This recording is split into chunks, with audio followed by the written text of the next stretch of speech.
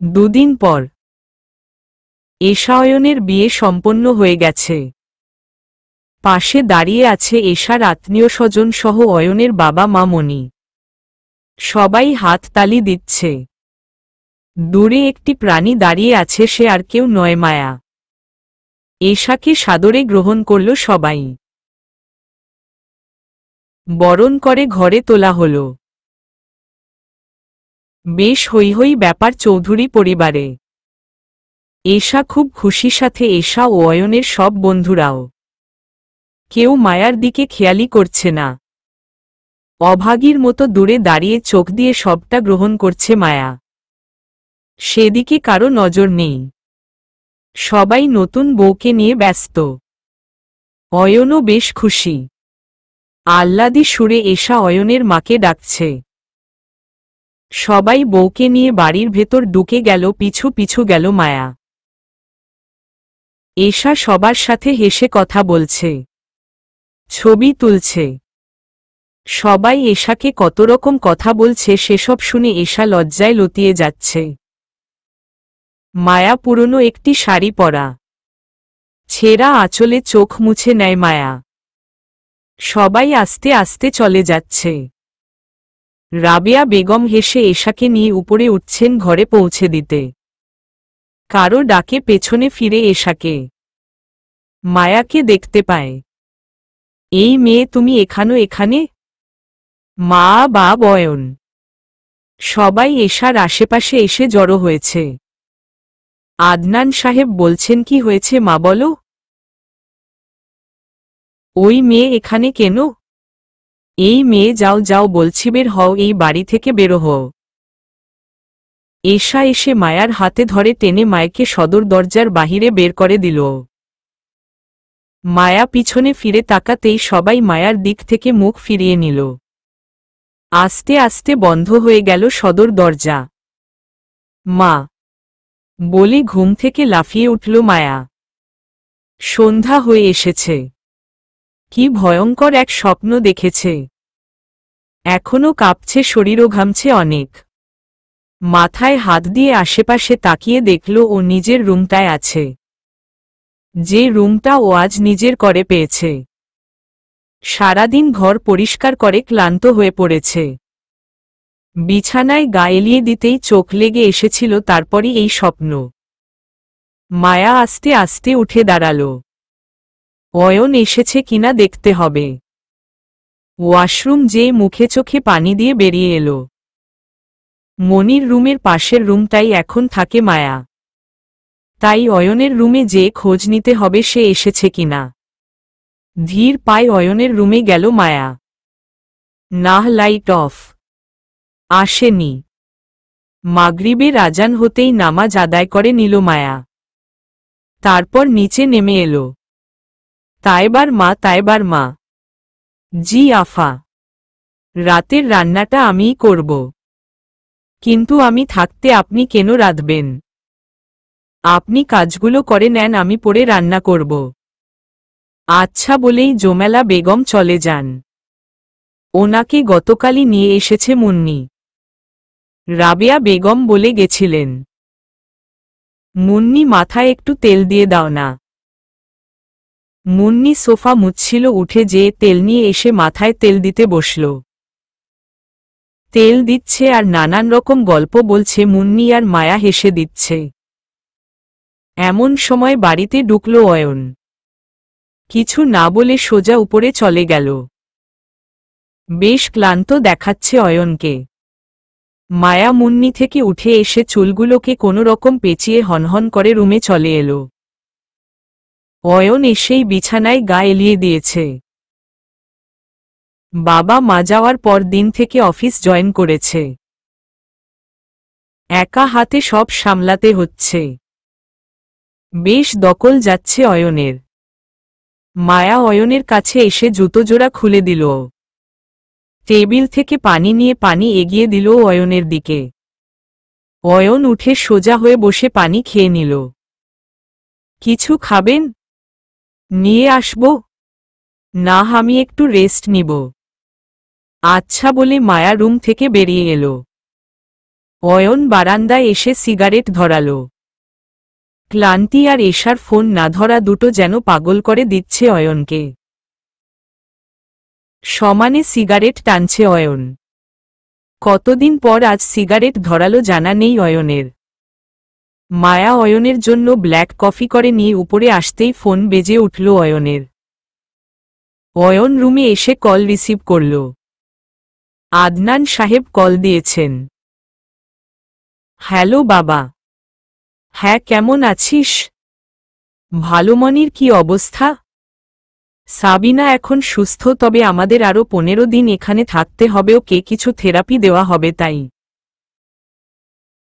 ও আচ্ছা, তাহলে হসপিটাল থেকে হোটেলে পৌঁছে আমাকে কল করো, আমি মনির সাথে কথা বলবো। আচ্ছা। মায়া মা কি করে, ভালো আছে তো? খেয়াল রাখিস তো? অয়ন মায়ার দিকে তাকালো একবার। টেবিলে মগটা রেখে মুখে আঁচল দিয়ে সমানে কাশছে মায়া।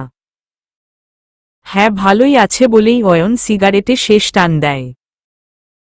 আচ্ছা রাখছি, পরে কথা হবে বলেই আদনান সাহেব কল কেটে দেয়। অয়ন সিগারেটটা ফেলে মায়ার কাছে এসে দাঁড়ায়। সিগারেটের ধোঁয়ায় খারাপ লাগছে? প্রশ্ন করে উঠে অয়ন। হ্যাঁ, খুব কষ্ট হয়। মায়া খুব করুণ কণ্ঠে উত্তর দিয়ে রুম থেকে বেরিয়ে যায়। অয়ন কফি হাতে আলে যায় বারান্দায়। কাল অনেক কাজ। কাল ডিভোর্স পেপারটা দেবে উকিল আঙ্কেল ভেবেই দীর্ঘশ্বাস ছাড়ল অয়ন। এদিকে মায়া নিজের রুমে যেতেই দেখল ওর ফোন বাজছে। বেশ অনেকগুলো কল এসেছে আননোন নাম্বার থেকে। মায়া কল রিসিভ করে সালাম দিল। হ্যালো। আসসালামু আলাইকুম। ওয়ালাকুম আসসালাম। জি, আপনি কি মিসেস আবির চৌধুরী বলছেন? মায়ার সাথে সাথেই না বলে দেয়, পরক্ষণেই মনে পড়ে যায় অয়নের নাম তো আবির চৌধুরী, অয়ন বিয়ের দিন শুনেছিল। হ্যাঁ আমি। জি বলুন।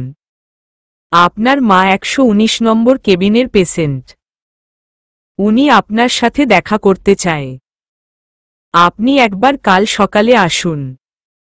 জি আচ্ছা, ধন্যবাদ। কল কেটে রুম থেকে বেরিয়ে যায় মায়া। গতকালই তো গেল মায়ের কাছে, আজ আবার কিছু হয়নি তো ভেবেই রান্নাঘরের দিকে গেল মায়া। অয়নের পছন্দের গরুর মাংস ভুনা খিচুড়ি বসিয়ে দিল।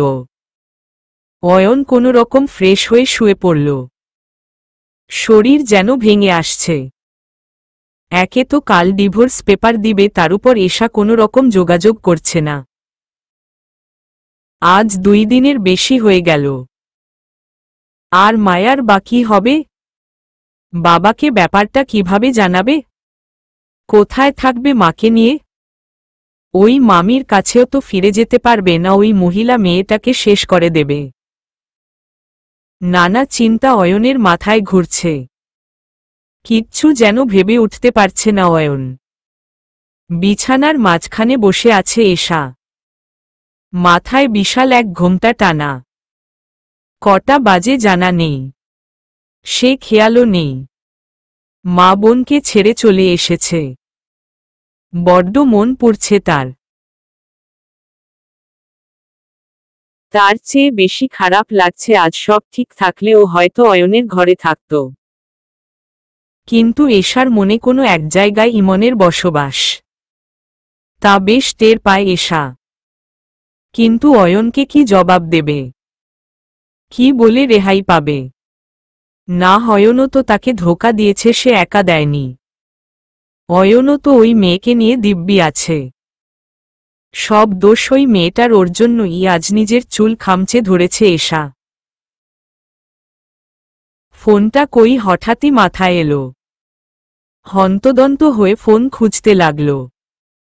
রুমে নেই ফোনটা। থাকবে কি করে এশা তো আর জানে না ইমন ফোনটা রেখে দিয়েছে। ইমনের আসার শব্দে আবারও আগের মতো বসে যায় এশা। দরজা বন্ধ করে এশার পাশে বসে ইমন। মায়া রুমে এসে দেখে অয়ন মাথায় হাত দিয়ে শুয়ে আছে, কপাল কুঁচকে। মায়া অয়নের পাশে এসে দাঁড়াল। চলুন খাবেন চলুন। আমি খাবো না। না খেলে শরীর খারাপ করবে আরো। পরে না হয় মাথা টিপে দেব। মায়া তুমি কি এই সংসারটাকে নিজের মনে করছো? কিছুটা শান্ত হয়ে যায় মায়া। দীর্ঘ শ্বাস ছেড়ে বলল না। তবে দায়িত্ব পালন করছি। হয়তো তুলে দিতে হবে অন্য কাউকে। তখন তোমার কি হবে? সব সময় অস্তিত্বহীনভাবেই সবখানে ছিলাম। কখনো মামির কাছে কখনো মায়ের কাছে, এখনো তেমনই আছি, তাই কি হবে ভাবিনি। তোমার অধিকার ছেড়ে দেবে তুমি? যে অধিকার কখনো পাইনি সেটা ছেড়ে দেওয়ার কি কিছু আছে? কোথায় থাকবে মাকে নিয়ে? কথাটা খুব আঘাত করে মায়াকে। সত্যিই কি তাহলে চলে যেতে হবে তাকে? সে যে মাকে কথা দিয়েছে যাই হয়ে যাক কখনো এই সংসারকে ছেড়ে চলে যাবে না। মায়া। হুম। কিছু বলছো না যে? হয়ে যাবে কিছু একটা। মাথা টিপে দেবে? বসবো বিছানায়? বসো না। মায়া অয়নের মাথা টিপে দিতে শুরু করে। কিছু সময়ের মধ্যেই ঘুমিয়ে যায় অয়ন। মায়ারও চোখ লেগে এসেছিল। হঠাৎই অয়নের গরম নিঃশ্বাস পেয়ে লাফিয়ে ওঠে। ঘড়িতে অনেক বাজে। আজ এশার নামাজ পড়া হয়নি।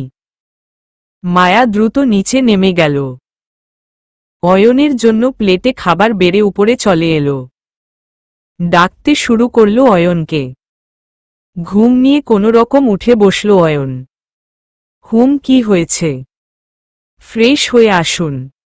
খেয়ে নিন। খাইয়ে দাও বলেই অয়ন হেলান দিয়ে শুয়ে পড়ে। আমার হাতে খাবেন। হুশবার আগে গল্প পড়তে আমাদের নীল ক্যাফের ভালোবাসা পেজের সাথেই থাকুন।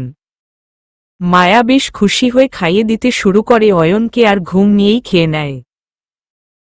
আর খাবো না। আর একটু। উহু, তুমি খেয়ে নাও আর মাথা টিপে দাও।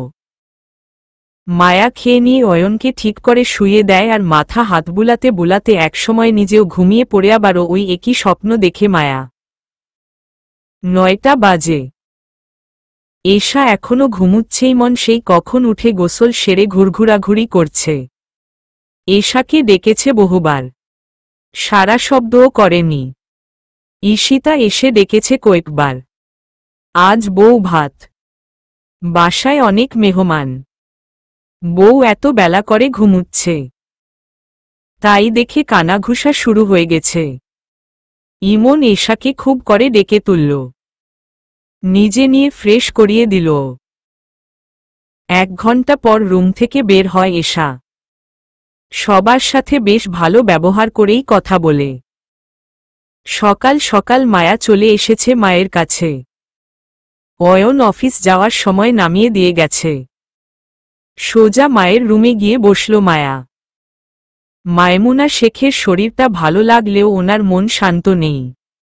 ওনার কেন যেন মনে হচ্ছে উনি মারা যাবেন। 130 নাগাদ মায়ের থেকে বাড়ি চলে আসে মায়া। ওনাকে আজ বিকেলে নতুন বাড়িতে শিফট করা হবে, যেখানে মায়ার মামা মামিকে রেখেছেন আদনান সাহেব। তবে উনি যেতে রাজিই হচ্ছেন না। কলেজ থেকে ফিরেছে মায়া। মার থেকে সোজা কলেজে চলে গিয়েছিল। বাড়ি ফিরে বেশ ক্লান্ত লাগছে, তাই ফ্রেশ হয়েই শুয়ে পড়ল।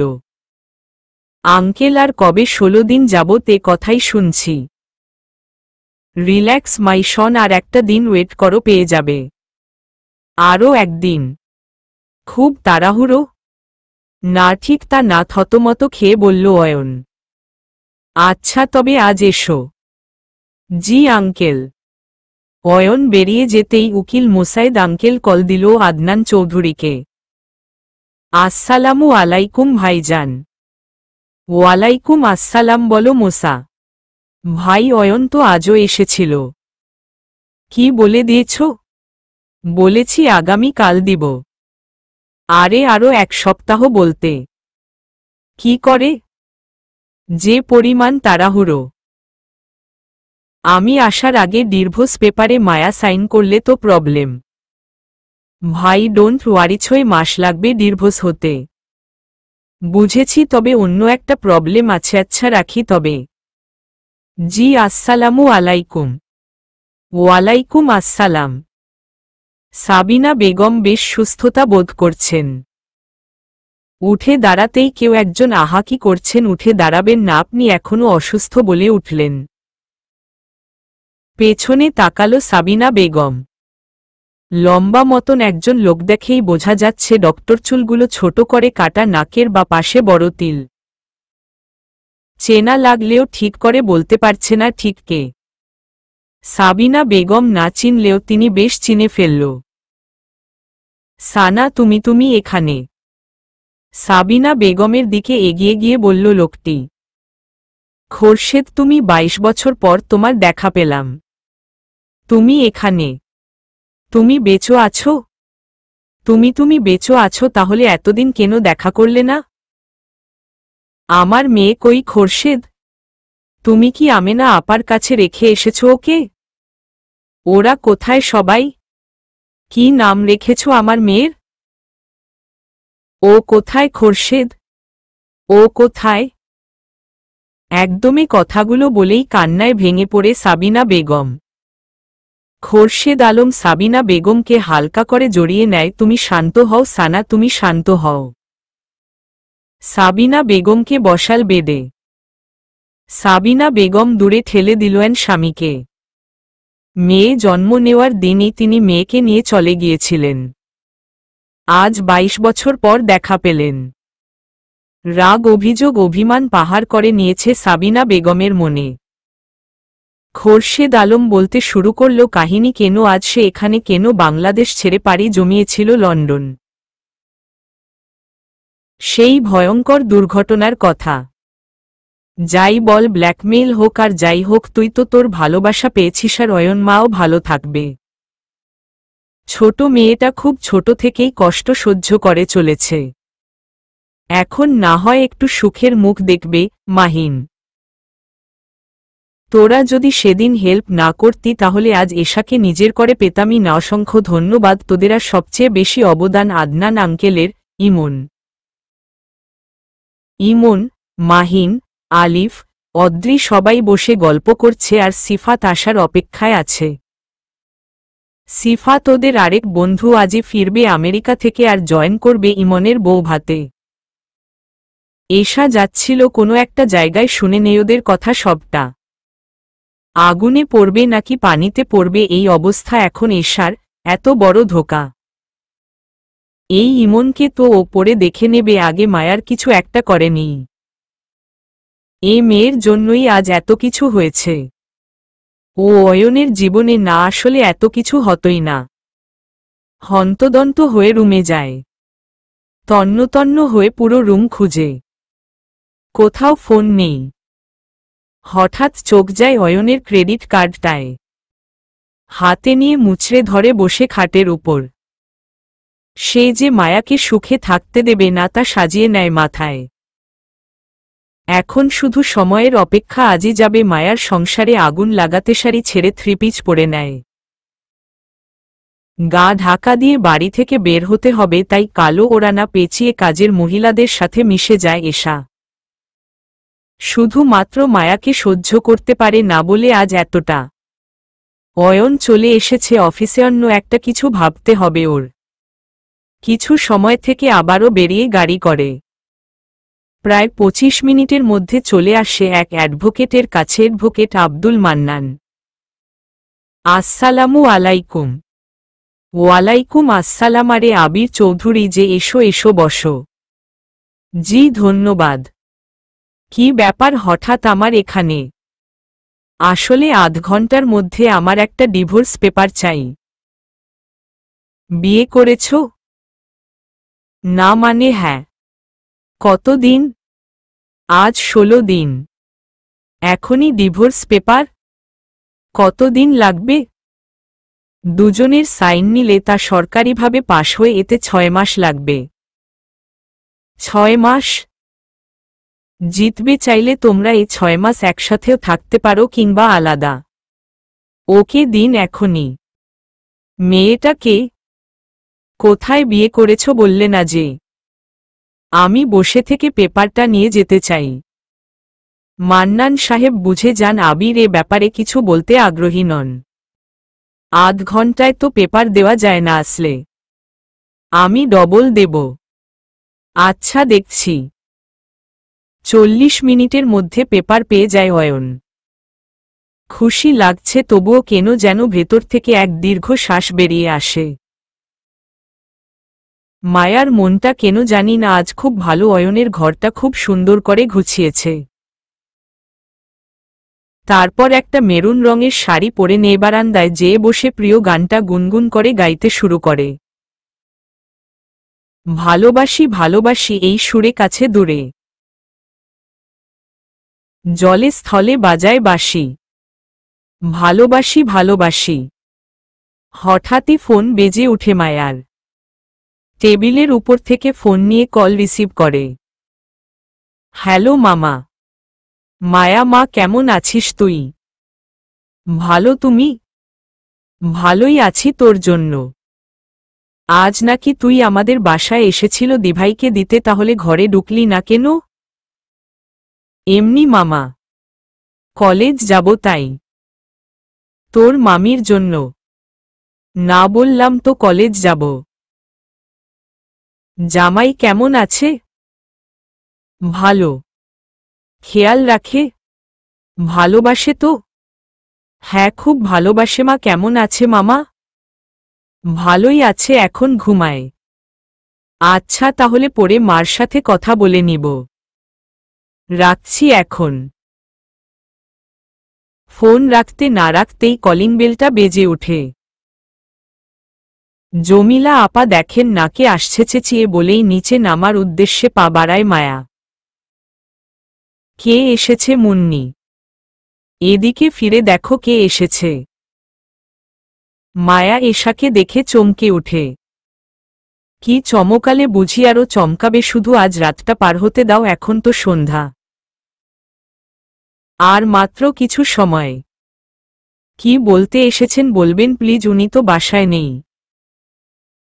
তোমার উনির কাছে আসিনি, তোমার কাছে এসেছি। জি বলুন। অয়নের ক্রেডিট কার্ডটা রাখো আর শোনো, আমি এসেছি। অয়নকে বলতে হবে না, আমিই বলে দিব। আসছি। এখনই চলে যাবেন? বসুন, কিছু মুখে দিয়ে যান। ন্যাকামি তো ভালোই পারো দেখছি। অন্যের সংসারে ঢুকে এসব করতে লজ্জা করে না? এ কথাটা আমাকে নয় আপনাকে মানায়। কারণ সংসারটা আগে আমার হয়েছে, তারপর আপনার হবে। তাই ভেবে বলুন বলেই মায়া মুচকি হাসি দেয়। এশা আরও রেগে আগুন। আর কিছু না বলে সোজা বেরিয়ে যায়। উদ্দেশ্য অয়নের অফিস। মায়ার কপালে বিশাল মাইর আছে, মাইর হিহি। সিফাত এসে গেছে, তাই এশাকে খুঁজোচ্ছে ইমন। সিফাতের সাথে পরিচয় করিয়ে দেবে বলে, কিন্তু কই, কোথাও তো নেই এশা। চিন্তায় পড়ে যায় ইমন। মাহিনকে সবটা খুলে বলে। অয়ন অফিসের কাজ করছিল। আজ সারাদিন দৌড়াদৌড়ি করাই কেন কাজই শেষ হয়নি। তাই বসে গুছাচ্ছে কাজগুলো। হঠাৎ খুব জোরে দরজা খুলে ঢুকে কেবিনে প্রবেশ করে কেউ। এশা। রাবিয়া জাবিন, সাবিনা আক্তার ও খোরশেদ আলম হোটেলে ফিরে যায়। আদনান চৌধুরী কিছু কাজে বাহিরে আছেন। সাবিনা বেগম এসে সোফায় না বসেই চিৎকার করে কাঁদছেন আর বলছেন, ভাবি জানো এশা আমার মেয়ে। হ্যাঁ ভাবি, এশা আমার মেয়ে। আমেনা আপা ওকে মানুষ করতে পারেনি, তাই আজ আমার মেয়েটা। ওর কি দোষ দেব? ছোটবেলা থেকে মা বাবা দুজনকেই পায়নি। হবে না এমন। খোরশেদ আলম বারবার জিজ্ঞেস করছেন কি হয়েছে এশার, কি করেছে ও। রাবেয়া বেগম সাবিনা বেগমকে শান্ত করার চেষ্টা করছে বারবার, কিন্তু কিছুতেই পেরে উঠছে না। নিজেই নিজের মেয়ের কপালটা পুড়লাম আমার এশাত শাহ। এরকম কথা বলো না সাবিনা, তোমার মেয়েও ভালো বর পাবে। অয়নের হয়ে আসলে তো মেয়েটা আমার কাছেই থাকত। কি হয়েছে আমায় বলবে তো ভাবি, আপনি বলুন না কি হয়েছে। রাবেয়া জাবিন সবটা খুলে বলল খোরশেদ আলমকে। সাবিনা বেগমের কান্না আরো বেড়ে যায়। খোরশেদ আলম মাথায় হাত দিয়ে বসে পড়লেন। অস্ফুট স্বরে বলে ফেললেন, আমার মেয়ে এতটা নিচে নেমে গেছে। বাবা গুণে মেয়ে হয়েছে, আর এমন কি ব্যাপার? আদনান চৌধুরী ভাইজান, আসসালামু আলাইকুম। ওয়ালাইকুম আসসালাম। তা বলো, এবার কি নিতে এসেছো? 22 বছর আগে তো এসেছিলে, একটা সন্তান নিতে, সন্তান পেয়েছো, ছেড়ে চলে গেছো, এখন কি নিতে এসেছো আমার বোনের কাছ থেকে বলো তো? আদনান চৌধুরী ভাই, সাবিনা কি বলবে আমি জানি না, তবে আমি একটা কথা বলছি শোনো, সাবিনাকে দেখার হলে হসপিটালে দেখে নিও, এখন তুমি যাও, আমি ওর আশেপাশে তোমায় দেখতে চাই না। আদনান চৌধুরী ভাই, তুমি জানো এশা, এশা আমার মেয়ে, জানো তুমি? হ্যাঁ, এশা আমার মেয়ে। সাবিনা আক্তার জানি, দু হাত পকেটে ঢুকিয়ে বললেন আদনান চৌধুরী। তুমি জানতে অথচ আমাদের বলনি? রাবেয়া জাবিন কালই জেনেছি ওর আর ইমনের বিয়ের সময়ে। বিয়ে? সাবিনা আক্তার হ্যাঁ, অয়নের বন্ধু ইমন পেশায় একজন এমবিবিএস ডক্টর। গতকালই ওদের বিয়ে সম্পন্ন হয়েছে। সাবিনা বেগম স্বস্তির নিঃশ্বাস নিলেও রাবেয়া বেগম ভয় কুকড়ে উঠে জানতে চায়, অয়ন জানে? জানা না জেনে যাবে এ আর এমন কি? খোরশেদ, তুমি যে গেলে না। আদনান চৌধুরী সানা, তুমি কি আমার সাথে যাবে? থাকবে আমার সাথে? খোরশেদ আলম প্রথমত আমি যাব না, আর দুই আমি সানা নই, সাবিনা আক্তার। সানা 22 বছর আগেই মারা গেছে, আর এখন আমি এটাও জানতে পেরেছি আমার মেয়েটা ভালো আছে, তাই আপনি এখন আসতে পারেন। সাবিনা আক্তার সানা সাবিনা বেগম মুখ ঘুরিয়ে নেয়, খোরশেদ আলম বেরিয়ে যায়। একটা দুইটো নয়, 22টি বছর। রাগ হওয়াটা স্বাভাবিক, তাই ভেবে শান্ত হয়ে যায় খোরশেদ আলম। চাইলেও সে রাগ বা জোর দেখাতে পারে না সে। রাবেয়া বেগম সাবিনা বেগমের রুম থেকে নিজের রুমে যায়। ধপ বিছানায় বসে পড়ে হাজারো অজানা ভয় এসে ভিড় করে মনে। অয়নের যে পরিমাণ রাগ, সত্যিটা জানতে পেরে না জানি মায়াকে মেরাই ফেলে। সব দোষ তো ওর ঘাড়েই পড়বে, ওকেই দায়ী করা হবে। আর এশা যেই মেয়ে, না জানি কি কাণ্ড করে বসে। দীর্ঘ শ্বাস ছাড়ল রাবেয়া বেগম। নাক মুখ ফুলিয়ে কপাল কুঁচকে কান্না করছে এশা। অয়ন বারবার শান্ত করার চেষ্টা করেও ব্যর্থ হয়েছে। হঠাৎই এশার চোখ যায় দেয়ালের ঘড়িতে। বেশ অনেকটা সময় পার হয়ে গেছে, এবার বাড়ি ফিরতে হবে। ওদিককার কি অবস্থা কে জানে। এবার শুরু করা যাক। এশা, কি ভাবছ এত? তোমার কার্ডটা দিতে তোমাদের বাসায় গিয়েছিলাম। আসলে তোমার টাকাটা লাগেনি, কিন্তু মায়ের এত বড় অপারেশন হয়েছে, তাই এতদিন যোগাযোগ করতে পারিনি। ফোনটাও পাচ্ছি না। হ্যাঁ গিয়েছিল তো, এত কাঁদছ কেন? মায়া কি কিছু? হ্যাঁ মাই তো, এই মায়াই আমার সাথে যাতা ব্যবহার করেছে। আমি বললাম অয়নকে কার্ডটা দিয়ে দিও, আর অমনি আমার সাথে যা নয় তা ব্যবহার করল। কান্নার শব্দ বাড়িয়ে দিল এশা। কি বলছো? রেগে বলল অয়ন। হ্যাঁ, শুধু তাই নয়, আরও বলেছে তোমার সাথে নাকি ওর সম্পর্ক হয়েছে, তুমি ওকে ভালোবাসো, আমায় ছেড়ে দিবে কিছুদিন পরও, তাই তো ডিভোর্স পেপার দিচ্ছ না।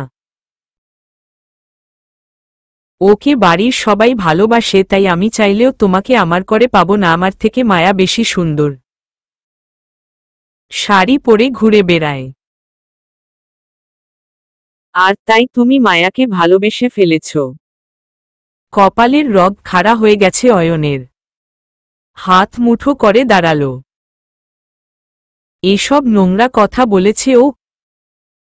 হ্যাঁ বলেছে তো, আরো অনেক বাজে বাজে কথা বলেছে আমাকে, তো কিছু বলার সুযোগই দিল না। আরো বলেছে আমি নাকি ছোটলোক, টাকার জন্য তোমায় বিয়ে করতে চাই। আর তুমি নাকি নিজে এসব বলেছ মায়াকে। বলো তুমি কি এমন? কেন ঠকালে আমায়? কেন? আমি তো তোমায় ভালোবেসেছিলাম, কিচ্ছু লুকোয়নি তাহলে। ভালো থেকো, আর বাধা হয়ে দাঁড়াবো না তোমাদের মাঝে। ভালো থেকো বলেই ঈশান একা কান্না কাঁদতে কাঁদতে বেরিয়ে গেল। অনেক চাইতেও কিছু বলতে পারল না অয়ন। এশা সে সুযোগ না দিলই দৌড়ে চলে গেল। অয়ন বেরিয়ে এলো এশার পেছনে পেছনে, কিন্তু কোথাও আর দেখতে পেল না। রাগে আগুন জ্বলছে গায়ে। মায়াকে তো আজগারি নিয়ে বেরিয়ে পড়ে অয়ন। সিফাত চলে এসেছে বেশ অনেকক্ষণ আগে। এশাকে না পেয়ে ইমন, সিফাত, মাহিন, আলিফ আড্ডায় বসল। অদ্রিকে বাড়ি দিয়ে আবার ব্যাক করেছে আলিফ। ওদের বন্ডিংটা সবচেয়ে ভালো। হালকা পাতলা ড্রিঙ্ক করছে প্রায় সবাই, আলিফ নয়। মায়া সোফায় পা তুলে বসে দুরন্ত চ্যানেলে কিছু ইঁদুরের কার্টুন দেখছিল, আর খিলখিল করে হেসেই চলেছে। অয়ন হনহন করে বাসায় ঢুকে টিভির দিকে চেয়ে মায়ার কাছে যায়। মায়া কার্টুন দেখছে আর খিলখিল করে হাসছে। এ মেয়ে এসব কথা বলতে পারে, মাথায় আসছে না অয়নের। কেমন বাচ্চাদের মতন করে হাসছে, গুটিসুটি হয়ে বসে আছে। কিন্তু এসাও তো মিথ্যা বলবে না, নাহের একটা হেস্তনেস্ত করতেই হবেই। অয়ন দ্রুত পায়ে মায়ার কাছে যেয়ে দাঁড়াল। একটানে মায়াকে সোজা করে দাঁড় করিয়ে টানতে টানতে উপরে নিজের রুমে নিয়ে ফেলল।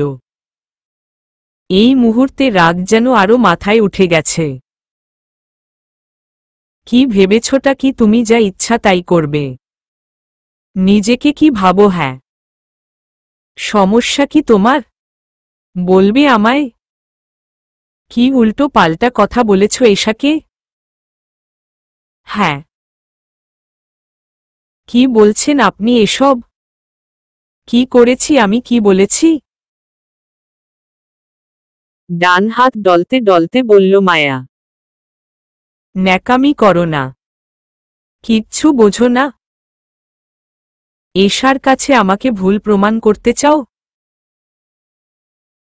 আমাদের সম্পর্কটা ভেঙে দিয়ে নিজে সুখে থাকবে ভেবেছ?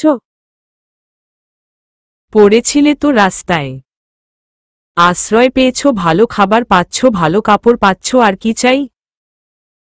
রাজরানী হওয়ার স্বপ্ন দেখো না? তোমাদের মতো ছাচরা মেয়েদের এসব মানায় না। খুব তো ডং ধরে থাকো, অথচ আসল রূপটা বেরিয়ে আসে সবার আড়ালে। মায়ার চোখে পানি এসে গেছে। উঠে দাঁড়িয়ে বলে, আপনি আমায় ভুল ভাবছেন। তুই চুপ করবি? এখনো মুখ চলছে? বাপ মা কি কিছু শেখায়নি? কি শিখিয়েছে? শুধু অন্যের সংসারে ঢুকে প্যাচ লাগাতে। যত সব অসভ্য ফ্যামিলি। অয়নের এবারে কথাগুলো মায়ার খুব বিধে। অনেক বলেছেন, এবার থামুন। এমনিতেই ভুলভাল কথা বলে যাচ্ছেন, তার উপর আবার আমার মা বাবাকে নিয়ে কথা তুলছেন। আপনি আসলেই একটা খারাপ মানুষ, আর আপনার ওই এশাও একটা খারাপ মেয়ে। হাত মুছড়ে ধরে অয়ন।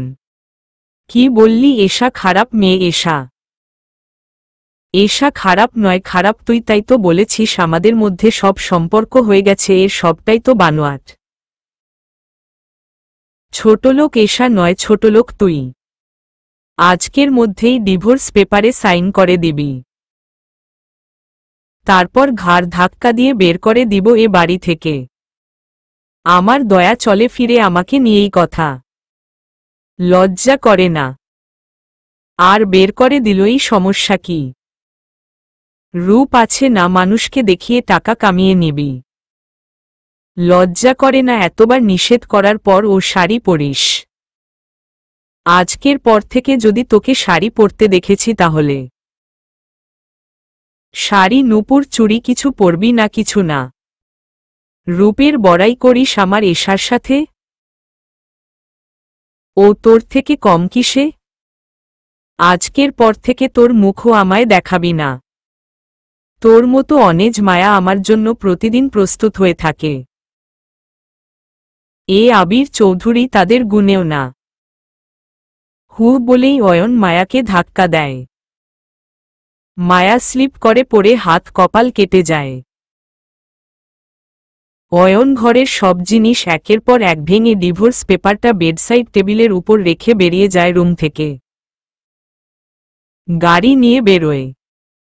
গন্তব্যস্থল জানা নেই। মায়া অঝরে কাঁদছে। মাটির সাথে মিশে যেতে ইচ্ছে করছে মায়ার। এত কটু কথা কেউ কখনো শোনায়নি তাকে। বাহিরে বৃষ্টি হবে। বিদ্যুৎ চমকাচ্ছে। এশার সাথে পরিচয় না করেই চলে যায় সিফাত। বৃষ্টি আসবে তার উপর ড্রিঙ্ক করাই মাহিন ওদের নিয়ে চলে যায়। আলিফ এসব ছোঁয়েও নি। ও জানে এসব হারাম আর অদ্রির মনে কষ্ট দিতে চায় না সে। মেয়েটা যে পাগলের মতো ভালোবাসে ওকে। ইমন ঘরে ফিরে এসে দেখে এশা আয়নার সামনে দাঁড়িয়ে মাথা আঁচড়াচ্ছে। আস্তে করে এশাকে বাহুডোরে বন্দি করে নেয়। সত্যিটা জেনে ইমনের প্রতি এশার ভীষণ রাগ হলেও অয়নমায়ার ব্যাপারটা ভাবতেই এক পৈশাচিক আনন্দ পায় এশা। ইমন কোনো কথা না বলে এশার কাঁধে মুখ গুজে। এশাও নীরবে সায় দেয় ইমনের উষ্ণ স্পর্শে। মায়া পা গুজে বসে খুব কাঁদছে। কোনো দোষ ছাড়াই আজ এত কিছু শুনতে হলো ওকে। মানুষ এতটা নীচ কি করে হয় ভেবে পায় না মায়া, তাও একটা মেয়ে হয়ে। চোখমুখ মুছে নিজের রুমে যায়। অজু করে এশার নামাজ আদায় করে নেয়। দুরুদ পড়তে পড়তেই কান যায় বাহিরে। শনশন বাতাস বইছে। আকাশে মেঘের গর্জন শোনা যাচ্ছে। কয়েক সেকেন্ডের মধ্যে বৃষ্টি শুরু হয়ে যায়। এই মুহূর্তে বৃষ্টির ফোঁটাগুলোই মনের আর্তনাদগুলো তুলে নেবে ভেবেই মায়া টিপটিপ করে ছাদে যায়। চারদিক বেশ অন্ধকার, তবে পাশের ফ্ল্যাটের ব্যালকনির আলো এসে পড়েছে এ ছাদে। মায়া বৃষ্টিতে নেমে যায়। যতই বৃষ্টির ফোঁটা গায়ে এসে পড়ছে মায়ার কান্না ততই বাড়ছে। এইভাবে কেউ কোনো দিন অপমান করেনি, তাও মা বাবাকে নিয়ে। এর চেয়ে তো মামির অত্যাচারগুলো বেশি ভালো ছিল। আবারও কাঁদতে থাকে মায়া। ধপ করে বসে পড়ে। অয়ন ক্লাবে চলে এসেছে বেশ কিছুক্ষণ আগে। এমনিতেই মাথায় খুব রাগ, তার উপর দেখা হয়েছে বাবুর সাথে। এই বাবুর সাথে বেশ মারামারি হয়েছিল অয়নের। একটা মেয়েকে অসম্মান করেছিল গ্রামে। ঘুরতে গিয়েছিল অয়নের সহ বন্ধুরা সবাই। সেখানেই এই ঘটনা দেখে অয়ন চুপ করে থাকতে পারেনি। সবাই দেখছিল তামসা, কিন্তু অয়ন চুপ করে থাকতে পারেনি, প্রতিবাদ করেছিল। এক পর্যায়ে মারামারি। আজ 1 বছর পর আবারও দেখা। চিনতে একটু দেরি হয়নি অয়নের। বাবু বসে বসে এটা সেটা খাচ্ছে। অয়নও সামনের চেয়ারে বসে পড়ে। একের পর এক মদ গিলেই যাচ্ছে অয়ন। বাবুও কটু কথা বলতে শুরু করে। অয়নকে উদ্দেশ্য করেই বলছে, কিন্তু অয়ন ড্রাঙ্ক। এসব কথা ওর গায়ে লাগছেই না। অয়ন টেবিলে বাড়ি দিয়ে উঠে বেরিয়ে যায়। মাহিন ক্লবে ঢুকছিল আর অয়ন বেরুচ্ছে। অয়নকে দুলতে দেখে দৌড়ে আসে মাহিন। কি হয়েছে, এখানে এসেছিস কেন তুই? অয়ন কিছু বলছে না, শুধু অস্ফুট স্বরে বেরিয়ে এলে মায়া মাহিন বেশ বুঝতে পারছে মায়ার সাথে কিছু একটা হয়েছে। মাহিন এক প্রকার জোর করে গাড়িতে তুলে অয়নকে নিজে ড্রাইভ করতে শুরু করে এই মুষলধারার বৃষ্টিতে। বাসায় দিয়ে নিজে বেরিয়ে আসে, জলদি সেখানে যেতে হবে আর ড্রাইভারকে দিয়ে অয়নের গাড়িটা পাঠাতে হবে। অয়ন কিছুটা কাশছে, সাথে খুব ঘামছেও। অয়ন একটু সিঁড়ির দিকে যেতেই মুন্নি এসে দাঁড়ায় সামনে। মায়া ভাবি বলতেই অয়ন লাল চোখে ফিরে তাকায় মুন্নির দিকে। আর কিছু বলতে পারে না। মুন্নি মাথা নিচু করে সরে যায় অয়নের সামনে থেকে। অয়ন উপরে উঠতেই কেউ সামনে দিয়ে দ্রুত পাশের রুমে চলে যায়। নূপুরের শব্দ পেয়ে পিছু নেয় অয়ন। মায়া রুমে এসেছে। বৃষ্টি কমে যাওয়ায় চলে এসেছে। ওয়াশরুমে যেতে নিলেই বাদ সাধে কেউ, পেছনে থেকে জড়িয়ে নেয় কেউ। মায়া চমকে ওঠে। অয়ন এসেছে ভেবেই পেছনে ফিরে। অয়ন নিবিড়ভাবে জড়িয়ে নেয় মায়াকে। মায়া না চাইতেও ঠোঁটের কোনো হাসির রেখা ফুটে ওঠে। হয়তো ভাবছে অয়ন তার ভুল বুঝতে পেরেছে। সে তো আর জানে না আরো বড় ধাক্কা অপেক্ষা করছে তার জন্য। অয়ন মায়াতে ডুব দেয়। কোনো এক বিচ্ছিরি গন্ধ পাচ্ছে মায়া। বেশ বুঝতে পারে ঠিক কি হয়েছে, কেন অয়ন মায়াকে এত ভালোবাসছে। পরিস্থিতির অন্যদিক দেখে মায়া সরে আসে অয়ন থেকে। বাধা দেয়ার চেষ্টা করেও ব্যর্থ হয়। শান্ত হয়ে সবটা মেনে নেয়। উপর হয়ে ঘুমাচ্ছে ইমন। এশা পায়ের উপর পা তুলে শুয়ে শুয়ে ইমনের ফোন ঘাঁটছে। নিজের ফোনটা কোথায় পাচ্ছে না। ইমনকে সরাসরি ফোনের কথা বলতেও পারছে না। তবে বেশ আনন্দ হচ্ছে এশার। সে তো সুখেই আছে, কিন্তু মায়ার একটা কঠিন ব্যবস্থা করে এসেছে ভেবেই খিলখিল করে হেসে উঠে এশা। বেশ কিছু সময় জেগে থেকে ইমনের গায়ে কাঁথা টেনে দিয়ে পাশ ফিরে শুয়ে পড়ে এশা। এত কিছুর মধ্যে একবারও বাড়ির কথা মনেই পড়েনি তার। মায়া দ্রুত উঠে পড়ে গোসল সেরে ফজরের নামাজ আদায় করে নেয়। মাসো সবার জন্য দোয়া করি। এমনকি এটাও বলে এশা যেন একটু শুধরোয়, নিজের ভুলগুলো বুঝতে পারে। নিচে নামে মায়া। টুকটাক করে কাজ করতে শুরু করে। প্রায় 8টা বাজতে চলল, এখনো মুন্নি ওঠেনি। এমন তো করে না ও। মুন্নির রুমে যেয়ে উকি দিতেই দেখল মুন্নি নেই। বিছানা গোছানো, হয়তো কোথাও গিয়েছে ভেবেই আবারও রান্নাঘরে চলে আসে। চিনি ছাড়া লেবু পানি নিয়ে যায় অয়নের জন্য। মনটা কেন যেন বেশ ভালো আজ মায়ার। হয়তো ভাবছে আজ থেকে অয়ন তাকে মেনে নেবে, স্ত্রীর সম্মান পাবে, আর 5টা মেয়ের মতো তারও একটা সংসার হবে, সবাই ভালোবাসবে তাকে। এবার বোধহয় দুঃখগুলো গুছল মায়ার। নানা রকম কথা ভাবতে ভাবতে মায়ার রুমে এসে পৌঁছায় মায়া। অয়ন ফ্রেশ হয়ে আয়নার সামনে দাঁড়িয়ে আছে। তীক্ষ্ণ দৃষ্টিতে শরীরের দাগগুলোর দিকে দেখছে অয়ন। মায়া মাথা নিচু করে এসে দাঁড়ায় অয়নের সামনে। লজ্জায় মাথা তুলতে পারছে না। অয়ন আয়নার দিকে তাকাতেই মায়াকে দেখতে পায়। কাঁধের লাল তিলটা দেখা যাচ্ছে, সাথে একটা নীল দাগও। কিন্তু 1 মিনিটের বেশি মায়ার দিকে তাকাতে পারল না অয়ন। মায়ার হাতের গ্লাসটা ছুঁড়ে ফেলে গলা চেপে ধরল মায়ার। দেয়ালের সাথে আরেক হাত পেছনে মুচড়ে ধরল। আচমকা এমন হওয়ায় মায়া বেশ ভয় পেয়ে গেছে। এমনভাবে গলা চেপে ধরেছে যেন প্রাণটা এখনই বের হয়ে যাবে। রাগে অয়নের কপালের রগগুলো খাড়া হয়ে গেছে। হাতের রগগুলো ফুলে উঠেছে। মায়া কিছু বলতে যেও পারছে না। বেশ কিছুক্ষণ গলা চেপে ধরে দাঁড়িয়ে আছে অয়ন। কাল একটু খারাপ ব্যবহার করাই এভাবে প্রতিশোধ নিলি আমার সাথে? কি ভেবেছিস সকালে আর মনেই থাকবে না আমার? সব ভুলে যাব? এটা সিনেমা নাটক নয় যে কিছু মনে পড়বে না আমার। শরীরের দাগগুলোই সব বলে দিচ্ছে। কেন করলে এমনটা তুমি? একটু আটকাতে পারলে না আমায়? কেন এভাবে প্রতিশোধ তুললে? কি ক্ষতি করেছি তোমার? মায়ার গলা ছেড়ে বিছানায় ধপ করে বসে পড়ে অয়ন। মায়া কাশতে কাশতে দম নিতে পারছে না, শ্বাসকষ্ট হচ্ছে খুব। অয়নের যেন মনে হচ্ছে মেরে ফেলি মায়াকে। এশা এসব জানতে পারলে কি হবে ভেবেই মাটিতে মিশে যেতে ইচ্ছে করছে অয়নের। আবার মায়ার চুলে ধরে টেনে নিজের কাছে আনে অয়ন। এসব যদি এশা জানতে পারে মেরে পুঁতে দেব। এটা শুধুই একটা দুর্ঘটনা। না দুর্ঘটনা না, তোর একটা চাল।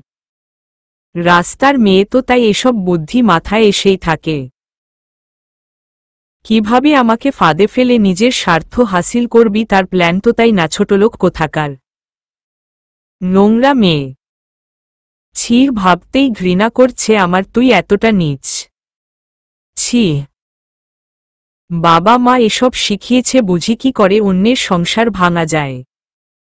শিখবি না, রাস্তায় পড়েছিল যে হবে নাবলেই অয়ন মায়াকে ধাক্কা মারে। মাথায় অনেক আঘাত পায়। মায়া নিজেকে সামলাতে পারেনি। অয়নের কলার ধরে ফেলে চিৎকার করে বলে, নোংরা আমি নই, নোংরা আপনি। তাই তো রাত বিরাতে হাবিজাবি গিলে নিজের বউয়ের উপর পুরুষত্ব ফলান। বাজে রাস্তার মেয়ে আমি নই আপনার এশা। মানুষের নামে মিথ্যা অপবাদ দেয়। অন্যের সংসার ভাঙে। নোংরা পোশাক পরে লোককে শরীর দেখিয়ে বেড়ায়। ঠকবাজ মেয়ে। চরিত্রহীন। আমার বাবা মা আমাকে ঠিক শিক্ষা দিয়েছে, শিক্ষা দিতে পারেনি আপনাকে আপনার বাবা মা। তাই তো বিপথগামী হয়েছেন। আর আমাকে মারছেন। লজ্জা করে না? অয়ন মায়াকে ঠাসস করে চর মেরে বসে। শাড়ি পরে রূপ দেখিয়ে বেড়ালে আমি কেন কোনো ছেলেই ঠিক থাকবে না? তোর তো লজ্জা নেই? এত বলার পরও বেহায়াপনা ছাড়িসনি। এশা সেই থেকে অনেক ভালো। এশার থেকে ভালো আছি। অন্তত বাড়িতেই শরীর দেখিয়ে ঘুরি, 100 লোককে দেখাই না বলেই মাথা চেপে দাঁড়ায় মায়া। অয়ন রাগ সামলাতে পারেনি। আবারও মায়াকে দেয়ালে চেপে ধরে। মায়া মরে যাবে এমন অবস্থা। যেমন ঘামছে তেমনই কাঁপছে শরীর। চোখ লাল হয়ে গেছে। গাল মুখও লাল হয়ে গেছে। নাক দিয়ে রক্ত আসতেই অয়ন ছুঁড়ে ফেলে দেয় মায়াকে। আজকের পর তোর ওই মুখ আমকে দেখালে তোর মায়ের মরা মুখ দেখবি তুই। তোকে যেন ভুল করেও আমার সামনে না দেখি। পুরো ঘরের জিনিস তছনছ করে ফেলে। মায়া ফ্লোরে পড়ে আছে সেন্সলেস অবস্থায়। অয়ন বেরিয়ে যায় নিজের রুমে। কাচের জিনিসসহ সবকিছু ভেঙে ফেলে হনহন করে বেরিয়ে যায় রুম থেকে। গাড়ি নিয়ে বেরোয় এশার বাড়ির উদ্দেশ্যে। খুব স্পিডে ড্রাইভ করছে। এশা বলেছিল যাই হয়ে যাক কখনো যেন এশার বাড়ি না যায় অয়ন। কিন্তু আজ সে কথা রাখতে পারবে না অয়ন। মুন্নি বাগানে গিয়েছিল। প্রতি সোমবার ও বাগানের কাজ করে। কাজ শেষ করেই বাসায় ফিরে আসে। জমিলা খালা 10টায় আসে। নাস্তা বেশিরভাগ সময় মুন্নিই তৈরি করে। সকালের নাস্তা তৈরি দেখে মায়াকে ডাকতে থাকে। কোনো সারা শব্দ না পেয়ে আস্তে আস্তে উপর তলার ঘরে খুঁজতে থাকে। অয়নের ঘরের সামনে আসতেই দেখে সব ভেঙে চুরে পড়ে আছে। কেউ নেই রুমে। ধীর পায়ে সামনের রুমের দিকে এগোয় মুন্নি। ভাবি ভাবি বলে ডাকতে ডাকতে রুমে ঢুকে মায়াকে পড়ে থাকতে দেখে দৌড়ে যায়। এক অজানা ভয় কাজ করে মুন্নির মনে। অয়ন খুব মেরেছে বেশ বুঝতে পারে মুন্নি। আস্তে করে মাথা উঠিয়ে কোলে তুলে মুন্নি। উঠে পানি নিয়ে এসে চোখে মুখে পানি দেয়। জমিলা বেগম চেঁচাতে চেঁচাতে এই রুমে এসে পড়ে। এই অবস্থা দেখে চিৎকার দিতেই মুন্নি থামিয়ে দেয়। এসব কি করে হলো জমিলা খালা? জানেন না এ বাড়িতে যে একটা বেজন্মা আছে, মুন্নি। এভাবে মারছে কেন? ফিসফিস করে বলল জমিলা। এসব কথা এখন থাক, ভাবিকে উপরে তুলতে হবে। ধরেন। দুজন ধরে কোনোরকম মায়াকে বিছানায় তুলে শোয়ায়। মুন্নি ফ্রেশ করিয়ে দেয়। নাকের রক্ত মুছে দিয়ে পাশে বসে। খালা, এক গ্লাস গরম দুধ আনতে পারবেন? মুন্নি। এখনই আনতাছি জমিলা খালা। মায়ার সেন্স এসেছে। মুন্নি যখন অসুস্থ হয়েছিল তখন ডাক্তার প্যারাসিটামল দিয়েছিল, সেটা খুঁজে মায়াকে খাওয়ায়। তারপর জমিলা খালা দুধ নিয়ে এলে সেটা খাইয়ে দেয়। কাঁদছে মায়া। মুন্নি শক্ত করে বুকে জড়িয়ে নেয় মায়াকে। তারপর পেটে গরম সেক দিয়ে দেয়। আস্তে আস্তে ঘুমে তলিয়ে যায় মায়া। মুন্নি আর জামিলা খালা মিলে পুরো রুম পরিষ্কার করে দেয়। তারপর অয়নের রুম পরিষ্কার করতে যায়। মুন্নি 8 পর্যন্ত পড়েছিল, তাই ডিভোর্স পেপারটা দেখে বুঝে এটা ওদের বিচ্ছেদের কাগজ। রাগে ছিঁড়ে টুকরো টুকরো করে নিচে ফেলে দেয় মুন্নি। অয়ন এশাদের বাসায় এসে দেখে বাড়িতে তালা দেয়া। বেশ কয়েকবার কল করার পরও রিসিভ হয়নি। রাগে ফোনটাকে ঢিল ছুঁড়ে অমনি গাড়ি চাপা পড়ে কয়েক টুকরো হয়ে যায় ফোনটা। মাথা ব্যথা করছে অয়নের, সাথে শরীরও নিস্তেজ লাগছে। এখন বাড়ি কোনোভাবেই যাবে না অয়ন, তাই অফিসের দিকে রওনা হয় অয়ন। মায়া ঘুম থেকে উঠেছে। শরীর চলছে না, খুব ব্যথা, মাথাও ফুলে আছে। গালে 4 আঙুলের ছাপ স্পষ্ট। আস্তে আস্তে উঠে দাঁড়ায় মায়া। পড়ে যেতে নিলেই মুন্নি ধরে ফেলে। সকালে দুপুরে কিছু খায়নি মায়া, তাই ডাকতে এসেছিল, তাই মায়া পড়তে যেয়েও বেঁচে গেল। মুন্নি আস্তে আস্তে ধরে ওয়াশরুমে নিয়ে গেল মায়াকে। মুখে হাত পা ধুয়ে দিল। তারপর আবার এনে বিছানায় বসিয়ে দিল। ভাবি, খাবারটা এনে দিই এখানে, খাইয়ে দেবে? করুণ স্বরে বলল মায়া। মুন্নির চোখে পানি চলে এসেছে। নিঃশব্দে নিচে চলে গেল। 3টে বেজে গেছে প্রায়, তাই মায়া ওযু করতে গেল আবার। জোহরের নামাজ পড়ে অনেক কাঁদল আল্লাহর দরবারে দুহাত তুলে। খাবার নিয়ে এসে মায়ার পাশে বসল। আচ্ছা মুন্নি, তোমার কোনো নতুন 3 পিস আছে? বানাও নি এমন। না ভাবি, এমন তো নেই কেন? আমার সাথে একটু বেরোবে? কিছু জামা কাপড় কিনব। আচ্ছা, কাল বিকালে যাব, নিয়েক্ষণ খেয়ে নেন। একটু ভাত মুখে নিতেই মায়া বলে উঠল, উনি এসেছেন? খেয়েছেন? মুন্নি কথাটা শুনেই রেগে গেল। আসলেই আপনার লজ্জা নাইয়েত কাহিনীর পরেও আবার ওনার কথা ভাবেন। মাথা নিচু করে খেতে শুরু করল মায়া। এখনো ভয় কাজ করছে মায়ার মনে। মায়া রেডি হচ্ছে। মুন্নি বেশ তাড়া দিচ্ছে। বেরুবে ওরা। মায়া কেনাকাটা করবে, তারপর যাবে মামার বাড়ি মায়ের কাছে, মাকে দেখতে। মা খুব করে যেতে বলছে। সেদিন যেতে চাইলেও মায়া অসুস্থ হওয়ায় আর যেতে পারেনি। মায়া বোরকা পরে নিয়ে আয়নার সামনে দাঁড়ায় হিজাব করতে। সেই দিনের ঘটনা থেকে আজ 5 দিন পার হয়ে গেছে। শরীরে মারের দাগগুলো অনেকটা মুছে গেলেও মনে দাগগুলো রয়ে গেছে। না চাইতেও মায়ার সেদিনের ভয়ঙ্কর সময়ের কথা মনে এসে পড়ে। এই 5 দিনে একবারও অয়নের মুখোমুখি হয়নি মায়া। মায়ের মরার কথা বলেছে অয়ন। এরকম একটা কথা মায়ার মনে অনেক ভীতির সৃষ্টি করেছে, তাই ভুল করেও মায়া অয়নের সামনে যেতে চায় না। অয়ন কখন আসে, কখন যায়, কখন খায় সবই জানতে পারে মায়া মুন্নির থেকে।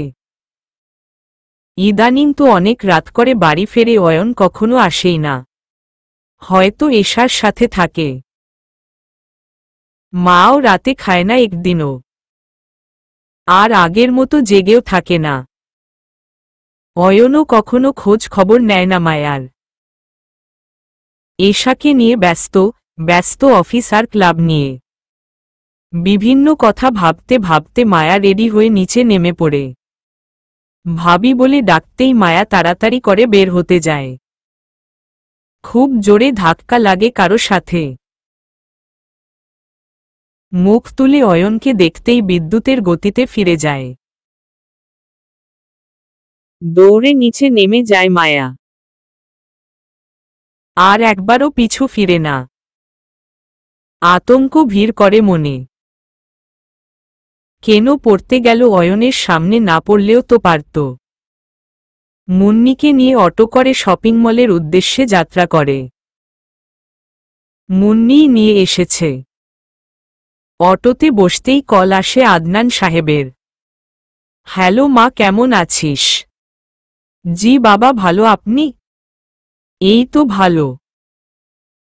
মা আর মনি কেমন আছে? তোর মা ভালো, কিন্তু মনির শরীরটা ভালো যাচ্ছে না, দিন দিন খারাপের দিকে এগুচ্ছে। আচ্ছা রাখছি, পরে কল করব, ডক্টর ডাকছে। আচ্ছা। কল কেটে আনমনে বাহিরের দিকে তাকিয়ে রইল মায়া। কেন যেন খুব খারাপ লাগছে তার। মনটা হাহাকার করছে। ভাবি টাকা আছে তো আপনার কাছে? ভাবি ভাবি হ্যাঁ হ্যাঁ, কি টাকা? হ্যাঁ আছে তো, মা যাওয়ার আগে মায়ের আলমিরার চাবি দিয়ে গিয়েছিলেন আর বলেছেন লাগলে যেন সেখান থেকে নিয়ে খরচ করি। খরচ করতে চাইনি, কিন্তু উপায়ও নেই। ভাবি থ্রি পিস কিনবেন কেন? শাড়ি কিনুন, আপনাকে শাড়িতেই দারুণ লাগে। মুন্নির কথায় মায়ার মুখটা মলিন হয়ে যায়। এমন সময় কল আসে একটা আননোন নাম্বার থেকে। মায়া একবার বেজে যাওয়ার পরও রিসিভ করে না, কিন্তু পরপর বাজতেই রিসিভ করে। আসসালামু আলাইকুম। ওয়ালাইকুম আসসালাম, কে বলছেন? মায়া। ভাবি আমি মাহিন। জি ঠিক চিনলাম না। ভাবি আমি অয়নের বন্ধু। ওই যে আপনার ছবি তুলে আনলাম না, মনে আছে বিয়ের দিন? ও হ্যাঁ হ্যাঁ চিনেছি, জি বলুন। ভাবি আমি একটা দুর্ঘটনা না সুঘটনা ঘটিয়ে ফেলেছি, আপনার বান্ধবী নীরা। নীরা? কি হয়েছে নীরার? বিয়ে করে ফেলেছি। কি কি বলছেন? হ্যাঁ ভাবি, আসলে। ভাইয়া সবটা খুলে বলুন আমায়। আসলে কাল রাতে আপনাদের গ্রামের বাবুর কথা শুনতাই আঁতকে উঠে মায়া। এই বদমাইশের সাথে কি সম্পর্ক মাহিন ভুঁইয়ের? জি ভাইয়া বলুন। আসলে কাল বাবুর সাথে পরিচয় হয় আমার একটা ক্লাবে, তারপর ওর পরিচয় গ্রাম সব বলে। আমিও আপনার কথা বলতেই ও চিনে নেয়। তারপর এক কথায় দু কথায় ওর সাথে ভালো বন্ধুত্ব হয়। কথার এক পর্যায়ে আমি নীরার কথা ওকে বলি। নীরাকে আমার পছন্দ হয়েছিল আপনাদের বিয়েতেই। বাবু সবটা শুনে আমাকে গতকাল রাতে আবার দেখা হয় সেই ক্লাবে, তারপরও ওদের গ্রামে নিয়ে যায়। তারপর আমাকে ফাঁসিয়ে দেয় এক বিপদে। আসলে ওই নীরাকে আসতে বলেছে, কিন্তু গ্রামবাসীকে বলে আমার নীরার মধ্যে সম্পর্ক আছে। আর গ্রামে এরকম একটা কথা উঠলে জানেনই তো কি হয়। তারপর তারপর নীরাকে আমার সাথে বিয়ে দিয়েছে গ্রামবাসী। কিন্তু আমি খুশি হলেও তো আপনার বান্ধবী খুশি নয়। সেই গতকাল রাত থেকে আজ সকাল অবধি কেঁদে চলেছে, তো কেঁদেই চলেছে। ওর ধারণা আমি ওকে পাচার করে দিব। ও বিশ্বাসই করতে চায় না আমি ওকে ভালোবাসি। কি মহাবিপদ বলুন তো। ওকে ফোনটা দিন। নীরা মায়া ভাবির সাথে কথা বলো। মায়া মায়া মা।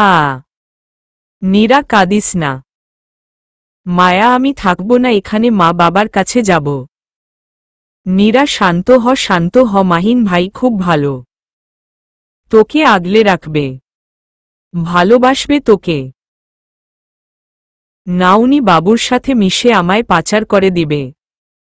উনি এমন নয় নীরা, উনি তোর দুলাভাইয়ের বন্ধু, খুব ভালো, ভালোবাসবে তোকে। শান্ত হ তুই। অয়ন ভাই তোকে ভালোবাসে? মায়া থেমে যায়। বল না ভালোবাসে তো। হ্যাঁ খুব ভালোবাসে। আর মাহিন ভাই ও তোকে ভালোবাসবে, ভালো রাখবে তোকে। সত্যি বলছিস তো? আমি কি কখনো মিথ্যা বলি? না ঠিক তা নয়। তাহলে শান্ত হ, কাঁদিস না, খেয়ে নে, আমি আসবো তোর কাছে। সত্যি আসবি? বল না কখন আসবি। আসবো, খেয়ে কল দে, আমি আসবো। আচ্ছা রাখছি তবে। আচ্ছা। মায়া কল কেটে একটা জয় করা হাসি দেয়। খবরটা শুনে ওর বেশ খুশি লাগছে। এখন চাইলেই ও আর নীরা দুই বান্ধবী ভাবতেই যেমন খুশি লাগছে, তেমনি বাবুর কথাটা শুনে ভয় হচ্ছে মায়ার। বাবু যে নীরার সৎ ভাই আর একজন পাচারকারী তা কি জানে মাহিন ভাইয়া? তার চেয়ে বড় কথা, মায়ার ঠিকানা জানলে তো আরো বড় বিপদ। মাথা ধরে যাচ্ছে মায়ার। মাথায় হাত দিতে না দিতেই শপিং মলে চলে এসেছে ওরা। ভাড়া মিটিয়ে দোকানে ঢুকে দুজন। অয়ন মায়ার এরূপ ব্যবহারে ভরকে যায়। এমন করে ফিরল কেন ভাবতেই মাথায় এসে পড়ে সেই কথাটা, তোর মুখ আমাকে দেখালে তুই তোর মায়ের মরা মুখ দেখবি। ও শীত, কেন যে এমন একটা কথা বললাম। ধ্যাত ভেবেই নিচে নামে অয়ন। 10টার বেশি বাজে। আজ অফিস যাবে না, শুক্রবার বলে। এশার কল না ধরা, বাড়িতে তালা, এসব পাগল করে দিচ্ছে অয়নকে। কি এত প্যাচ বুঝে উঠছে না অয়ন। তবে ও ভালো নেই। এশার অবহেলা আর একাকিত্ব পাগল করে দিচ্ছে অয়নকে। কিচ্ছু ভালো লাগছে না, ভালো কিছুতেই রাগ উঠে যাচ্ছে। অনেকদিন যাবৎ আড্ডা দেওয়া হয় না বন্ধুদের সাথে। তাই কল করে ইমনকে। ইমন অয়নের কল পেয়েই ঘামতে শুরু করে। ধরবে কি ধরবে না সেই ভেবে চলেছে। না ধরা উচিত। হ্যালো অয়ন, বল। কি করে, কই তুই আজকাল খোঁজ খবরও নেস না, ফোনও দেস না। কি ব্যাপার? না আসলে ইমন আজ এই পাঞ্জাবিটা পরে বেরোবে আমার সাথে বিকেলে, কথাটা বলেই এশা ঘরে ঢুকে। ইমন সঙ্গে সঙ্গে এশার মুখ চেপে ধরে। অয়ন বলে উঠে, এশা। এশা কি বলছিস? এশার কথা শুনতে পেলাম। আরে আমি হসপিটালে, কি শুনেছিস? আমি স্পষ্ট শুনলাম পাঞ্জাবির কথা বলল। আরে ভাই আমি কেবিনে, আচ্ছা রাখছি, আমি রোগী এসেছে বলেই কল কেটে দেয় ইমন। আরে ইমন শোন, ইমন হ্যালো। এই আমি রোগী, এশা। অয়ন কল দিয়েছে। ইমন। অয়নের কথা শুনতাই মুখটা শুকিয়ে গেছে এশার। ইমন ব্যাপারটা বুঝতে পেরে এশার হাত থেকে পাঞ্জাবিটা রেখে এশাকে বুকে জড়িয়ে নেয়। এশাও চুপ করে থাকে, যেন এখানেই সব শান্তি তার। এদিকে ইমনের কথাটা বারবার ভাবাচ্ছে অয়নকে। চেয়ারে হেলান দিয়ে এসবই ভাবছে অয়ন। মাহিন কল দিয়ে বাড়ির ঠিকানাটা দিল মায়াকে। মাহিনের বাবা মা কেউই নেই, একাই থাকে ছোট্ট একটা বাসায়। সেখানেই তুলেছে নীরাকে। মাহিন কল করে মায়াকে ঠিকানা দেয়। মায়া না চিনলেও মুন্নি চেনে জায়গাটা। কেনাকাটা শেষ। 12 সেট 3 পিস কিনেছে মায়া। আজকের পর আর কেউ মায়াকে শাড়ি পরিহিত দেখবে না। দীর্ঘশ্বাস ছেড়ে যাত্রা করে মাহিনদের বাসায় মায়া মুন্নি। শপিং মল থেকে কাছেই। নীরা মায়াকে জড়িয়ে ধরে, অনেক সময় কাঁদে দুজন। মুন্নি আর মাহিন দাঁড়িয়ে তাকিয়ে আছে ওদের দিকে। নীরা থেকে সরে এসে মুন্নির পাশে বসে মায়া। ও কে হয় তোর? নীরা। আমার ছোট বোন, মায়া। মায়ার কথা শুনে চমকে তাকায় মুন্নি। ননদ? নীরা। হ্যাঁ, মুন্নিকে জড়িয়ে ধরে বলে মায়া। মুন্নি চোখে পানি টলমল করছে। বলে ফেলে, না, আমি ও বাসায় কাজ করি। ও বলে মাথা নামায় নীরা। মাহিন বাহির থেকে খাবার নিয়ে আসে। এতক্ষণ তিনজন মিলে আড্ডা জমিয়েছিল। খাবার এসে ব্যাঘাত ঘটাল। নাস্তা খেয়ে বিদায় নিয়ে দরজা অবধি যেতেই কল আসে মায়ার। হ্যালো মামা। মায়া মাবলেই কলটা কেটে যায়। বুকটা ধক করে উঠে মায়ার। মামা, কি হয়েছে? মা ঠিক আছে তো? কলে তো কেউ নেই। আগেই কেটে এসেছে। মায়া কেঁদে দেয়। কি হয়েছে সবাই একসাথে প্রশ্ন করতে থাকে। মায়ের কিছু হয়েছে। আমায় যেতে হবে বলেই মায়া বেরিয়ে যায়। মায়ার পিছু পিছু সবাই বেরিয়ে আসে। চল না যাই ওর সাথে, নীরা মাহিনকে বলে। চলো। মাহিনের গাড়ি করে সবাই মায়ার মামার বাড়ি, যে ফ্ল্যাটে আদনান সাহেব সবাইকে রেখেছেন, সেখানে যাত্রা করে। বাসায় তেমন মানুষ নেই, তবে মামাদের রুমে ঢুকতেই দরজায় অনেক মানুষ। মা আসন্ন ঝড় টের পেয়ে গেছে। ভিড় ঠেলে ভিতরে ঢুকে চিৎকার দিয়ে কেঁদে ওঠে মায়ামা। হ্যাঁ, মায়ার মা মায়মুনা শেখ আর বেঁচে নেই। মায়া কান্নায় ভেঙে পড়ে মায়ের মাথার কাছে বসে। সাথে নীরাও কাঁদছে। একটু দূরে দাঁড়িয়ে আছে মাহিন। বাবা মার মৃত্যু চোখের সামনে হতে দেখেছে। অ্যাক্সিডেন্টের কারণে সারা শরীরে রক্ত। সে থেকে আর চোখে পানি আসে না মাহিনের। তবে চোখ ভীষণ লাল। মুন্নি কাপড়ের ব্যাগ হাতে দাঁড়িয়ে ওড়নায় মুখ ডেকে চোখের পানি ফেলছে। মায়া ব্যাগতিক হারে কান্না করছে, বিলাপ করে। মামা পাথর হয়ে পাশে বসে আছে। কিছু সময় পর মায়ার মাকে দাফন করা হবে গ্রামে নিজেদের কবরস্থানে, যেখানে মায়ার বাবার কবর। গাড়ি ভাড়া করে দেয় মাহিন। লাশ তুলে তার পাশে বসে মায়ার মামা, মামি আর মায়া। নীরা অসুস্থ হয়ে পড়েছে, তাই তাকে নিয়ে সামনের ক্লিনিকে যাবে মাহিন। যাওয়ার আগে মুন্নিকে বলে যায় সে যেন বাড়ি চলে যায় আর অয়নকে খবরটা দেয়। মুন্নি মাথা নেড়ে বেরিয়ে যায়। মায়া চলে যায় মায়ের লাশ নিয়ে গ্রামে। এই মুহূর্তে দুনিয়ার কোনো খবরই নেই তার। মাকে আর দেখা হলো না, শোনা হলো না মায়ের শেষ কথা। মুন্নি বাড়িতে ঢুকে অয়ন সোফায় বসে বসে চিপস খাচ্ছে আর টিভি দেখছে। মুন্নি মায়ার কাপড়গুলো রাখতে উপরে যেতে নেয়। সিঁড়ির কাছে আসতেই অয়ন বলে উঠে, মহারানীরা কোথায় যাওয়া হয়েছিল? তারপর পেছনে ফিরে বলল, তা সে কই? মায়ের লাশ নিয়ে গ্রামে গেছে। নির্লিপ্ততা স্বরে বলল মুন্নি। মায়ের লাশ চমকে উঠে বলল অয়ন। ভাবির মা মারা গেছে কিছু সময় আগে বলেই উপরে চলে যায় মুন্নি। অয়ন গাড়ির চাবি আর মানিব্যাগটা হাতে নিয়ে দ্রুত বেরিয়ে যায়। খড়খড়ে রোদ। বাসায় পরার ট্রাউজার আর টি শার্ট পরা। কোনো রকম গাড়িতে উঠে উদ্দেশ্য রাড়িপাড়া গ্রাম, মায়ার গ্রাম। ড্রাইভিং করছে অয়ন। বারবার একটা কথা মনে হচ্ছে, কেন একটা কথা বললাম কেন? এশাকে নিয়ে এতটাই বেড়েছিলাম যে এমন একটা কথা সেট 3 ঘন্টা সময়ের মধ্যে অয়ন পৌঁছে গেল রাড়িপাড়া গায়ে।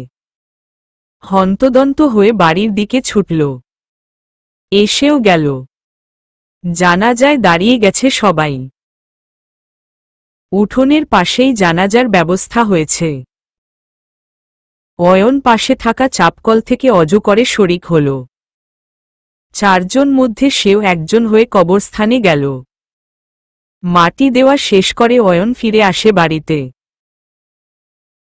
খুব কলিজায় জ্বলছে তার। সবকিছুতে নিজেকে দায়ী মনে হচ্ছে। কিন্তু এটা একটা অ্যাক্সিডেন্ট মাত্র। কারো কথায় কিন্তু কেউ মরে যায় না। ঘরের সামনের বারান্দায় বসে আছে মায়া। চেয়ে আছে আকাশ পানে। অল্প শোকে কাতর আর অধিক শোকে পাথর। আজ মায়ার সাথে তেমনই হয়েছে। জমে গেছে মায়া। চোখ থেকে পানি পড়া বন্ধ হয়ে গেছে। হিজাবের পিন গালে লেগে গাল থেকে কিছুটা রক্ত বেরিয়ে শুকিয়ে আছে। মাটির তৈরি বারান্দায় পা গুজে আকাশ পানে চেয়ে আছে। অয়ন ধীর পায়ে গিয়ে বসল মায়ার পাশে। চোখ দুটো মুছে আস্তে আস্তে হিজাব খুলে দিল। কোলে তুলে নিল সবার সামনে। কিছু মহিলা, বাচ্চারা বাড়ির উঠোনে ছিল, তারাই তাকিয়ে আছে। বোরকা খুলে পাশে রেখে দুহাত জোর করে বলল, মায়া চল, ফ্রেশ হবে, চলো, তোমায় নিয়ে বাড়ি যাব। মায়া নড়ল না, চোখের পলকও পড়ল না। মায়ার দৃষ্টি স্থির। অয়ন আর কিছু না বলে কোলে তুলে গোসলখানায় নিয়ে গেল। নিজে গোসল করিয়ে দিয়ে কাপড় হাতে দিয়ে বলল, তুমি চেঞ্জ করে নাও, আমি আসছি। অয়ন বেরিয়ে চলে গেল। মায়ার মামা উঠোনের পাশে দাঁড়িয়েছিল। অয়ন তার দিকে এগিয়ে গেল। আদনান সাহেব ফিরছেন দেশে। মাহিনের থেকে খবর পেয়েই রওনা হয় তিনি। মায়া গোসল সেরে বেরিয়ে আসে। অয়ন পিছনে ফিরে, চল বাড়ি যাব, মামার সাথে কথা হয়েছে। মায়ার হাত ধরে বলল অয়ন। মায়া হু হা কিছু না বলেই হাঁটতে শুরু করল। মামি তাহেরা বেগম মুখে আঁচল গুজে কাঁদতে লাগলেন। মামা থপাস করে মাটিতে বসে পড়লেন।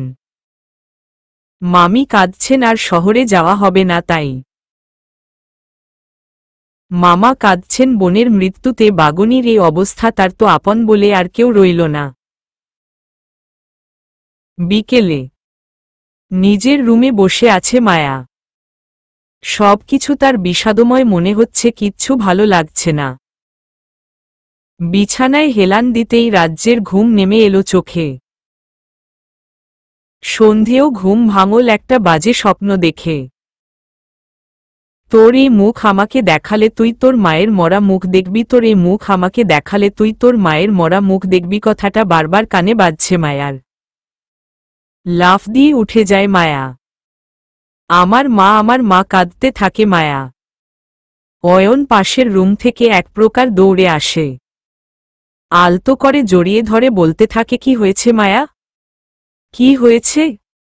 মায়া অয়নকে ঝাড়া দিয়ে সরিয়ে পিছু সরে আসে। আপনি একটা খুনি, হ্যাঁ আপনিই একটা খুনি, আপনার এই বিষাক্ত মুখে অভিশপ্ত কথাই আজ আমার মায়ের প্রাণ নিয়েছে। আমার মায়ের প্রাণ নিয়েছে, চিৎকার করে বলতে থাকে মায়া। অয়ন কি বলবে বুঝে উঠতে পারছে না। কিছু সময়ের মধ্যেই অয়ন নিজেকে সামলে নিয়ে মায়ার কাছে যায়।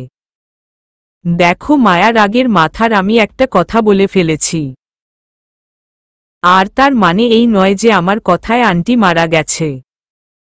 কারো কথায় কারো প্রাণ যায় না। আর যদি এমন হতো তাহলে মানুষের কথায় অনেক মানুষ মারা যেত।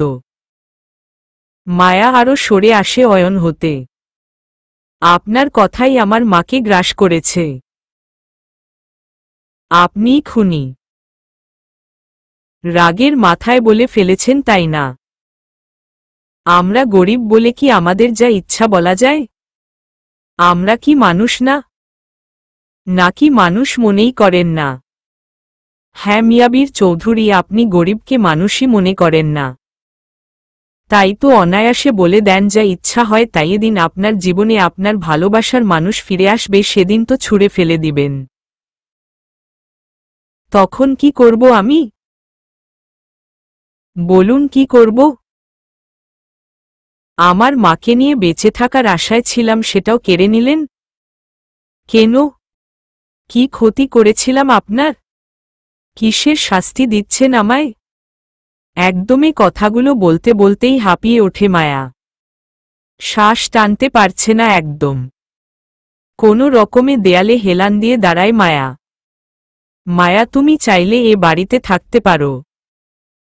এ বাড়িতে তো 3জন কাজের লোক আছেই, তাহলে আমাকে কেন রাখবেন? আপনার স্ত্রীর অবর্তমানে রক্ষিতা হিসেবে। মায়া, চিৎকার করবেন না। অনেক তো চিৎকার করছেন, গায়েও হাত তুলেছেন, মদ খেয়ে নিজের বউয়ের উপর জবরদস্তি করে তার দোষ তারই ঘাড়ে দিয়েছেন, ও তার মায়ের মরার পথ প্রশস্ত করে দিয়েছিলেন, তাও কাজ করে গেছে। এবার আর হারানোর মতো কিছুই নেই আমার, যা ইচ্ছে করতে পারেন আপনি, যা ইচ্ছে। মারবেন মারুন, না মারুন, আমায় মারুন, কথা দিচ্ছি খুব জলদি চলে যাব আপনাকে ছেড়ে অনেক দূরে দূরে, সত্যি আর সময় নষ্ট করব না আপনার, একদম না, একদম না বলেই মায়া রুম থেকে বেরিয়ে যায়। অয়ন বিছানায় ধপ করে বসে পড়ে। আজ কেন যেন খুব মায়া হচ্ছে মায়ার জন্য। মনে হচ্ছে সব ছেড়ে ছুড়ে ওকে নিয়েই বসে থাকি। কিচ্ছু ভাবতে পারছে না অয়ন।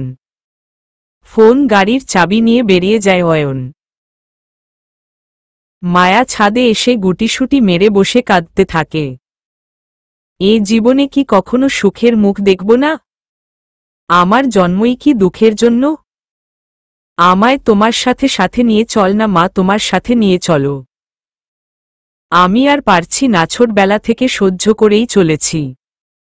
নিজে নিজে বলেই আকাশ পানে চেয়ে চিৎকার করে কাঁদতে থাকে মায়া। অয়ন গাড়ি থামায় একটা বটগাছের নিচে। আজ ক্লাবে যাবে না, ইচ্ছে করছে না কোনো ছাইপাশ গিলতে। অয়ন গাড়ি থামিয়ে বটগাছের নিচে যেয়ে বসে। এখানে অনেক সময় কাটাতো অয়ন, সাথে ইমন, মাহিন, অদ্রি, আলিফ, সিফাত, নিশি ছিল। বেশি সময় ইমন, মাহিনই থাকত। বট গাছটা দেখেই অয়নের নিশির কথা মনে পড়ে যায়। নিশি ওর খালাতো বোন হলেও ওরা একসাথে পড়ত। অয়ন বলতে পাগল ছিল, কিন্তু বাবার ছেদের বসে সাউথ আফ্রিকা চলে যেতে হয়েছিল। তারপর থেকে যোগাযোগও বন্ধ হয়ে গেল। কে জানে কেমন আছে। এই বট গাছে অনেক স্মৃতি জড়িয়ে আছে। বিভিন্ন কথা ভাবতে ভাবতে অয়ন চারপাশটায় চোখ বুলায়। হঠাৎই চোখ যায় পাশের টং দোকানে। কেউ একজন গাড়ি থামিয়ে পিয়াজু কিনছে। হা, লোকটা আর কেউ না, মাহিনিজ্জা, মাহিন। এই মাহিন, মাহিন কে? এদিকে তাকা। অয়ন, তুই এখানে? হ্যাঁ এলাম, ভালো লাগছে না। ভাবি কোথায়? কি অবস্থা এখন? মায়ার কথা শুনেই মন খারাপ হয়ে যায় অয়নের। সবটা খুলে বলল মাহিন। কথাগুলা শুনে মাহিনের যেন মাথায় রক্ত উঠে গেল। শালা, তুই কোনো মানুষই না, তুই একটা অমানুষ। এসব কোনো মানুষের কাজ? ছিঁঝাড়, এসব করেছিস কার জন্য? ওই ক্লাসলেস ইরেসপন্সিবল বেইমান ঠক মেয়েটার জন্য। মাহিন, চিৎকার করছিস কেন? মারবি আমায় ভাবির মতো? মার না মার, তবুও সত্যিটা মিথ্যা হবে না, সত্যিই থাকবে। তুই এত বোকা অয়ন। যে মেয়ে আজ 1 সপ্তাহ যাবৎ তোর ফোন তুলছে, নানা দেখা করেছে, তোর মনে হয় ওই মেয়ে তোকে ভালোবাসে? কখন থেকে ওই মেয়ে করে যাচ্ছিস? ওর একটা নাম আছে, এশা। ঠুনকো হাসি দিয়ে আবার বলা শুরু করে, মাহিন, এখনো তো সম্মান দিয়ে কথা বলছি, ও তার যোগ্যও নয়। আর তোর কি কখনো মনে হয় নাই কি হয়েছে ওর? ওর বিহেভিয়ার দেখে মনে হয় না ও তোকে টাকার জন্য। এনাফ মাহিন, অনেক হয়েছে, তোকে আমার বলাই ভুল হয়েছে। ধাত। হুম্মম ভুল তো বটেই, তবে আমাকে বলে নয়। কাল সকাল হতে দে, সব জবাব পেয়ে যাবি, খুব বেশি সময় কিন্তু নেই, শুধু আজকের রাতটা পার হলেই। মানে কি বলতে চাচ্ছিস তুই? কি আছে কাল? কালই জানবি, দেখিস তখন আবার বলিস না মাহিন তোকে বলেই সবচেয়ে বেশি ভালো করেছিস। বলেই মাহিন গাড়িতে উঠে ড্রাইভ করে চলে যায়। অয়ন বেশ কয়বার করে ডাকার পর ও পাত্তা না দিয়ে চলে যায় মাহিন। অয়ন গাছে হাত বাড়ি দিয়ে বাড়িমুখী হয়।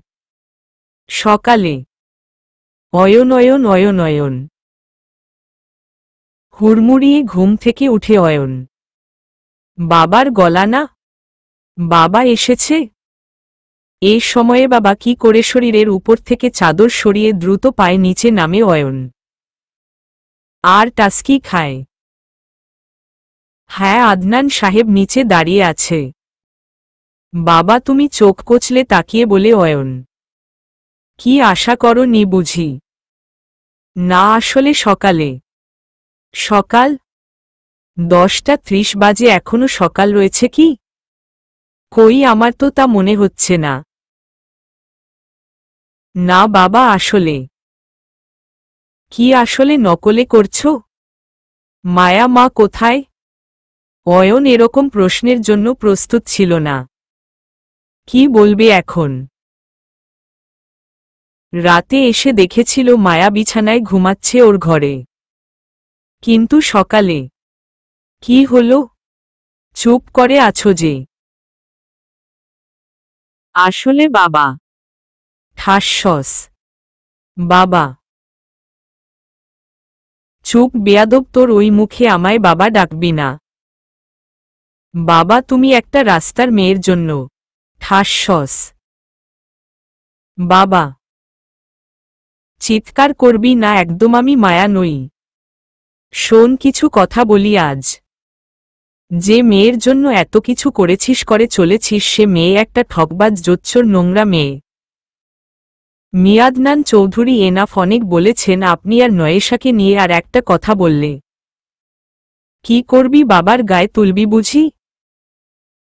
তুই তো আর তোর মাঝে নেই, অমানুষে পরিণত হয়ে গেছিস। এখন তুই সবই পারবি। এসো ভেতরে আসো বলতেই মাহিন অদ্রি আলিফ ভেতরে আসে। ও তাহলে তোরা প্ল্যান করেই? অয়ন থামো অয়ন, অদ্রি ল্যাপটপটা অয়ন করো। অদ্রি ল্যাপটপ অন করতেই ইমনেশার বিয়ের ভিডিও অন হয়। সবার দৃষ্টি অয়নের দিকে আর অয়নের দৃষ্টি ল্যাপটপের দিকে। কিছু সময় দেখেই অয়ন চিৎকার করে উঠে, কি এসব? এশা ইমনের সাথে মানে কি এসবের? তুই কি ফিডার খাস অয়ন? আলিফ। অদ্রি ব্যাগ থেকে কিছু ছবি বের করে অয়নের হাতে তুলে দেয়। শোন, একটা কথা বলি, জীবনে সবাই ভালোবাসে, কিন্তু তোর মতো কেউ অমানুষ হয়ে একটা নিষ্পাপ মেয়ের সাথে এরকম করে না। চোখের রঙিন চশমাটা খুল এবার। বলেই অদ্রি, আলিফ, মাহিন বেরিয়ে যায়। আদনান সাহেব বলতে শুরু করে, এদিন প্রথম তুই তোর মাকে জড়িয়ে ধরে এশার কথা বলেছিলি, সেদিন আমি সবচেয়ে বেশি খুশি হয়েছিলাম যে আমার ছেলে কাউকে ভালোবাসে। ঘরে একটা নতুন বউ আসবে, আমায় বাবা বলে ডাকবে। সেদিনই আমি এশার সাথে তোর বিয়ে দিতে ওর খোঁজ খবর করি। কিন্তু ওকে যখন আমি ওরকম পোশাক পরিহিত দেখি, সেদিনই আমার সন্দেহ হয় ও কোনো ঘরের মেয়ে। ওর সব খোঁজ খবর নিয়ে জানতে পারি ও সে সময় অনেক ছেলের সাথেই রিলেশন করে। আর ওর প্রথম প্রেম ছিল ইমন। ইমনের সাথে কথা বলতেই সব পরিষ্কার হয়ে যায়। অনেকটা কেঁচো খুঁড়তে গিয়ে সাপ বেরিয়ে আসার মতো। আরও জানবি। ইমনের থেকেই নয় জানিস। শুধু এটুকুই বলবো, আমি তোর জন্য খাঁটি হিরে খুঁজে এনেছি, কোনো কাচের ফাঁকে তলিয়ে যেতে দিইনি তোকে। তাই তো এশা আজ ইমনের ঘরে আর মায়া তোর ঘরে। আর এশা সে খুব ভালো আছে, খুবই ভালো। বলেই দ্রুত পায়ে নিজের রুমে চলে যায় আদনান সাহেব। অয়নে ফ্লোরে ধপ করে বসে পড়ে। বারান্দার রেলিং ধরে দাঁড়িয়ে আছে অয়ন। যতদূর চোখ যায় তাকিয়ে আছে। কি হয়ে গেল এসব? এভাবে ঠকালো? আর আমি কিছুই জানতেও পারলাম না। নানা রকম কথা ভাবাচ্ছে অয়নকে। মাটির সাথে মিশে যেতে ইচ্ছে করছে। এশাকে ছাড়া কিভাবে বাঁচবে সে? না, এটা সম্ভব না। আমি এশাকে ফিরিয়ে আনবো। আমি এশাকে বলতেই কেউ কাঁধে হাত রাখল। পিছু ফিরে অয়ন। আদনান সাহেব সহানুভূতির দৃষ্টিতে তাকিয়ে আছে অয়নের দিকে। পাশাপাশি রেলিং ধরে দাঁড়ায় আদনান সাহেব। বেশ কিছু সময় নীরবতার সাথেই কেটে যায়। আচ্ছা অয়ন, কখনো জোড়া শালিক দেখেছিস? দেখেছি, শান্ত গলায় বলল অয়ন। দুজন মানুষও যখন একে অপরের সাথে জড়িয়ে যায় তখন অনেকটা শালিকের মতোই হয়ে যায়। একজন অপরজনের সাথে সারাক্ষণ থাকে। একজনকে ছাড়া অপরজন বাঁচতেই পারবে না। কিন্তু যখন একটা শালিক মারা যায় তখন অপর শালিকটি ঠিকই বাঁচে। একসময় জোড়াও খুঁজে নেয়, বাঁচে কিন্তু ঠিকই, আর ভালোও থাকে। তাহলে তুই একজন মানুষ হয়ে কেন পারবি না? বাবা। মায়া একটা লক্ষ্মীমন্ত মেয়ে, প্যাচহীন, সোজা সরল, গুণেও অন্তর্মা। সব দিক থেকে ও পারফেক্ট। আর তোর সাথে খুব মানায়ও বটে। জানিস, খুব খুঁজে এমন একটা মেয়ে এনেছি তোর জন্য, যে তোকে খুব ভালো রাখবে, আমার পরিবারটাকে পরিপূর্ণ করে রাখবে। কিন্তু ও এতটা কষ্ট পাবে আমি বুঝতেই পারিনি। শুরু কর নতুন করে, সবটা এখনো কিছুই শেষ হয়ে যায়নি। আর শেষ হতে দিস না। আঁকড়ে ধর সবকিছু। বাঁচতে শিখ নতুন করে। তোর মাকে যে মেয়ে পরিবর্তন করতে পেরেছে, যা আমি তোর জন্মের পর এত বছরেও পারিনি, সে আর যাই হোক বেইমানি করতে জানে না। ভালো থাকবি, আমি বলছি একবার ভালো থাকার চেষ্টাটা করেই দেখো না। ভেবে দেখিস আমার কথাগুলো। বলেই আদনান সাহেব অয়নের পিঠ চাপড়ে বেরিয়ে গেল। হতভম্ব হয়ে দাঁড়িয়ে রইল অয়ন। কি বলে গেল এসব? এটা কি আদৌ সম্ভব? আমার সবটা জুড়ে যে এশার স্মৃতি জড়ানো, কি করে তা মুছে জায়গা দিব মায়াকে? কি করে? বলেই কাঁদতে থাকে অয়ন। আজ কাদা ছাড়া আর কিছুই করতে পারছে না সে। এই মুহূর্তে মায়ের কথা খুব মনে পড়ছে অয়নের। মা থাকলে একটু কষ্ট কম হতো মনে হচ্ছে। অয়ন এক প্রকার দৌড়ে বাবার ঘরে গেল। বাবা বিছানায় গা এলিয়ে চোখ বন্ধ করেছিলেন। অয়ন গুটিসুটি মেরে বাবার কোলে মাথা রেখে চোখ বন্ধ করে শুয়ে পড়ল। কোলে মাথা রাখার জন্য একজন চাই, যে সবর্দা খেয়াল রাখবে, ভালোবাসবে, জড়িয়ে ধরে বুকে মাথা রাখবে, কেঁদে শার্ট ভেজাবে। আদনান সাহেবের মুখে এসব কথা শুনে বাকরুদ্ধ হয়ে গেছে অয়ন। বাবা মাকে কতটা ভালোবাসে, কতটা ভালোবাসলে এসব ফিল করা যায়? আমিও তো এশাকে অনেক ভালোবাসি, কই আমি তো এরকম ফিল করিনি। এশা তো কখনো বুকে মাথা রাখত না, তাহলে কি ও আমায় ভালোইবাসত না? না ভালোবাসলে কি আর ইমনকে স্বেচ্ছায় বিয়ে করে নিত? কি করব এখন? না কিচ্ছু ভাবতে পারছি না, কিচ্ছু না। অয়ন ওর বাবার কোল থেকে উঠে সোজা নিজের রুমে চলে গেল। কেবিনেটের ড্রয়ার খুঁজে দুটো স্লিপিং পিল নেয়। গিলে উপর হয়ে বিছানায় শুয়ে পড়ে। বিকেলে মায়া বাড়ি চলে এসেছে। নীরার কাছে গিয়েছিল সকালে। বাবাই যেতে বলল যদি মনটা ভালো লাগে তাই। কাল খুব করে বাবা বুঝিয়েছেন এটা ওর নিজের সংসার, মায়ার সংসার। এখানে অন্য কেউ দখল নেবার যোগ্যতা রাখে না। কিন্তু যার জন্য সংসার সেই অন্যের। না, নিজের একটা কোনো রকম ব্যবস্থা করে চলে যাব এখান থেকে। থাকবো না আর কারো বিরক্তির কারণ হয়ে।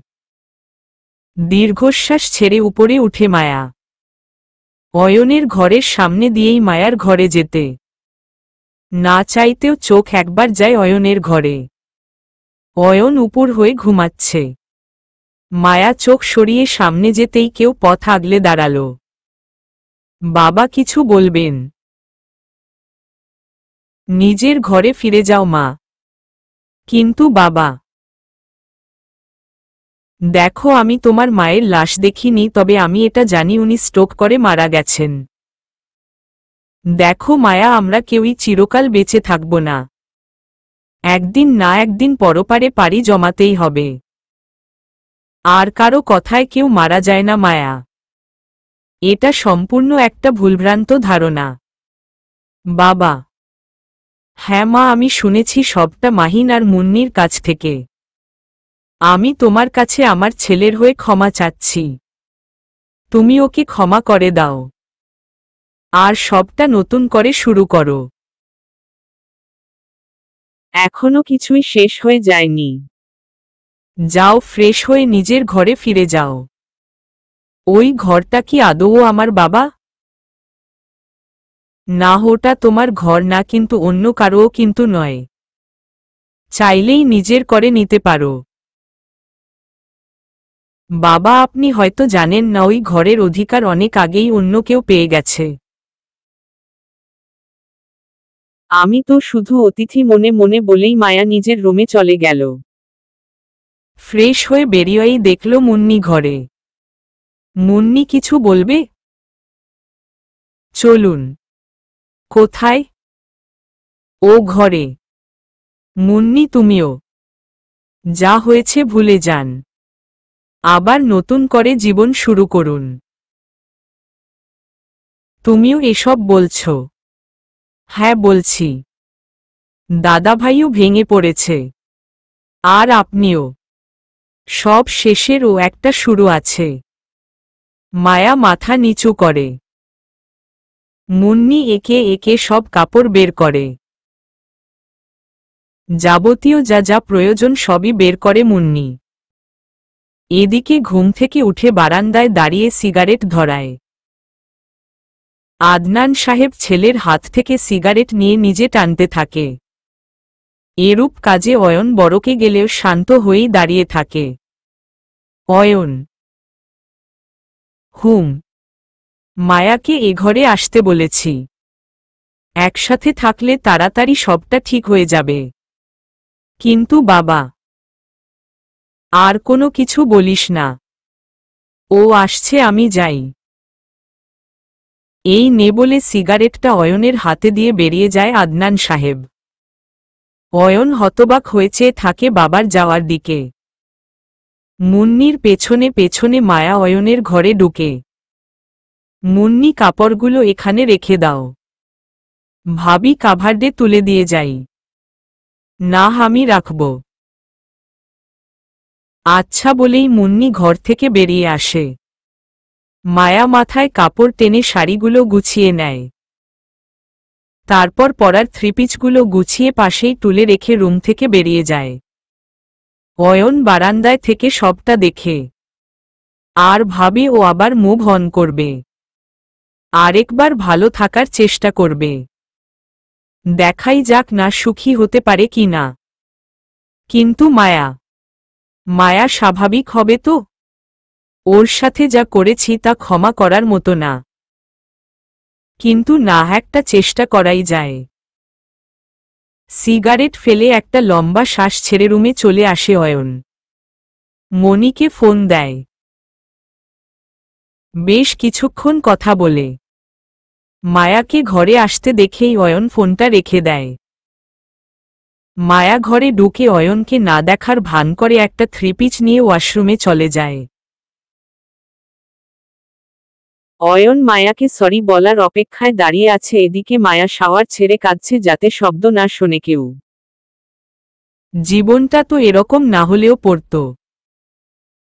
কেন ছেড়ে চলে গেলে মা, কেন কেন বলেই চিৎকার করে কাঁদতে থাকে মায়া। অয়ন চুপ করে ঘরের ভেতর পায়চারি করছে। 40 মিনিট হয়ে যাওয়ার পরও মায়াকে বের হতে না দেখে অয়ন বাথরুমের দরজার সামনে যেয়ে দাঁড়াল। টোকা দিতে যেতেই ভেতর থেকে চাপা আর্তনাদ শুনতে পেল অয়ন। টোকা দিতে যেও পারে না অয়ন। সোফায় বসে পড়ে, মেয়েটাকে অনেক কষ্ট দিয়েছি, অনেক অত্যাচার করেছি, আর না, এবার থেকে ওকে সুখে রাখার, ওর ভালো থাকার দায়িত্ব আমি নিলাম। প্রতিজ্ঞা করলাম যাই হয়ে যাক ওকে ছেড়ে কোথাও যাব না, কোথাও না। খুব ভালোবাসবো ওকে, খুব। মাথাটা ঝিমঝিম করছে, ঔষধের ইফেক্ট এখনো রয়েছে। অয়ন উঠে যেয়ে দরজায় টোকা দিল। মায়া। অয়নের ডাকে আঁতকে উঠে মায়া। অয়ন কেন ডাকছে কিছু শুনতে পায়নি তো? মায়া জলদি করে বেরিয়ে এলো, আর সাথে সাথেই অয়ন মায়া দেয়ালে চেপে ধরল। চলবে।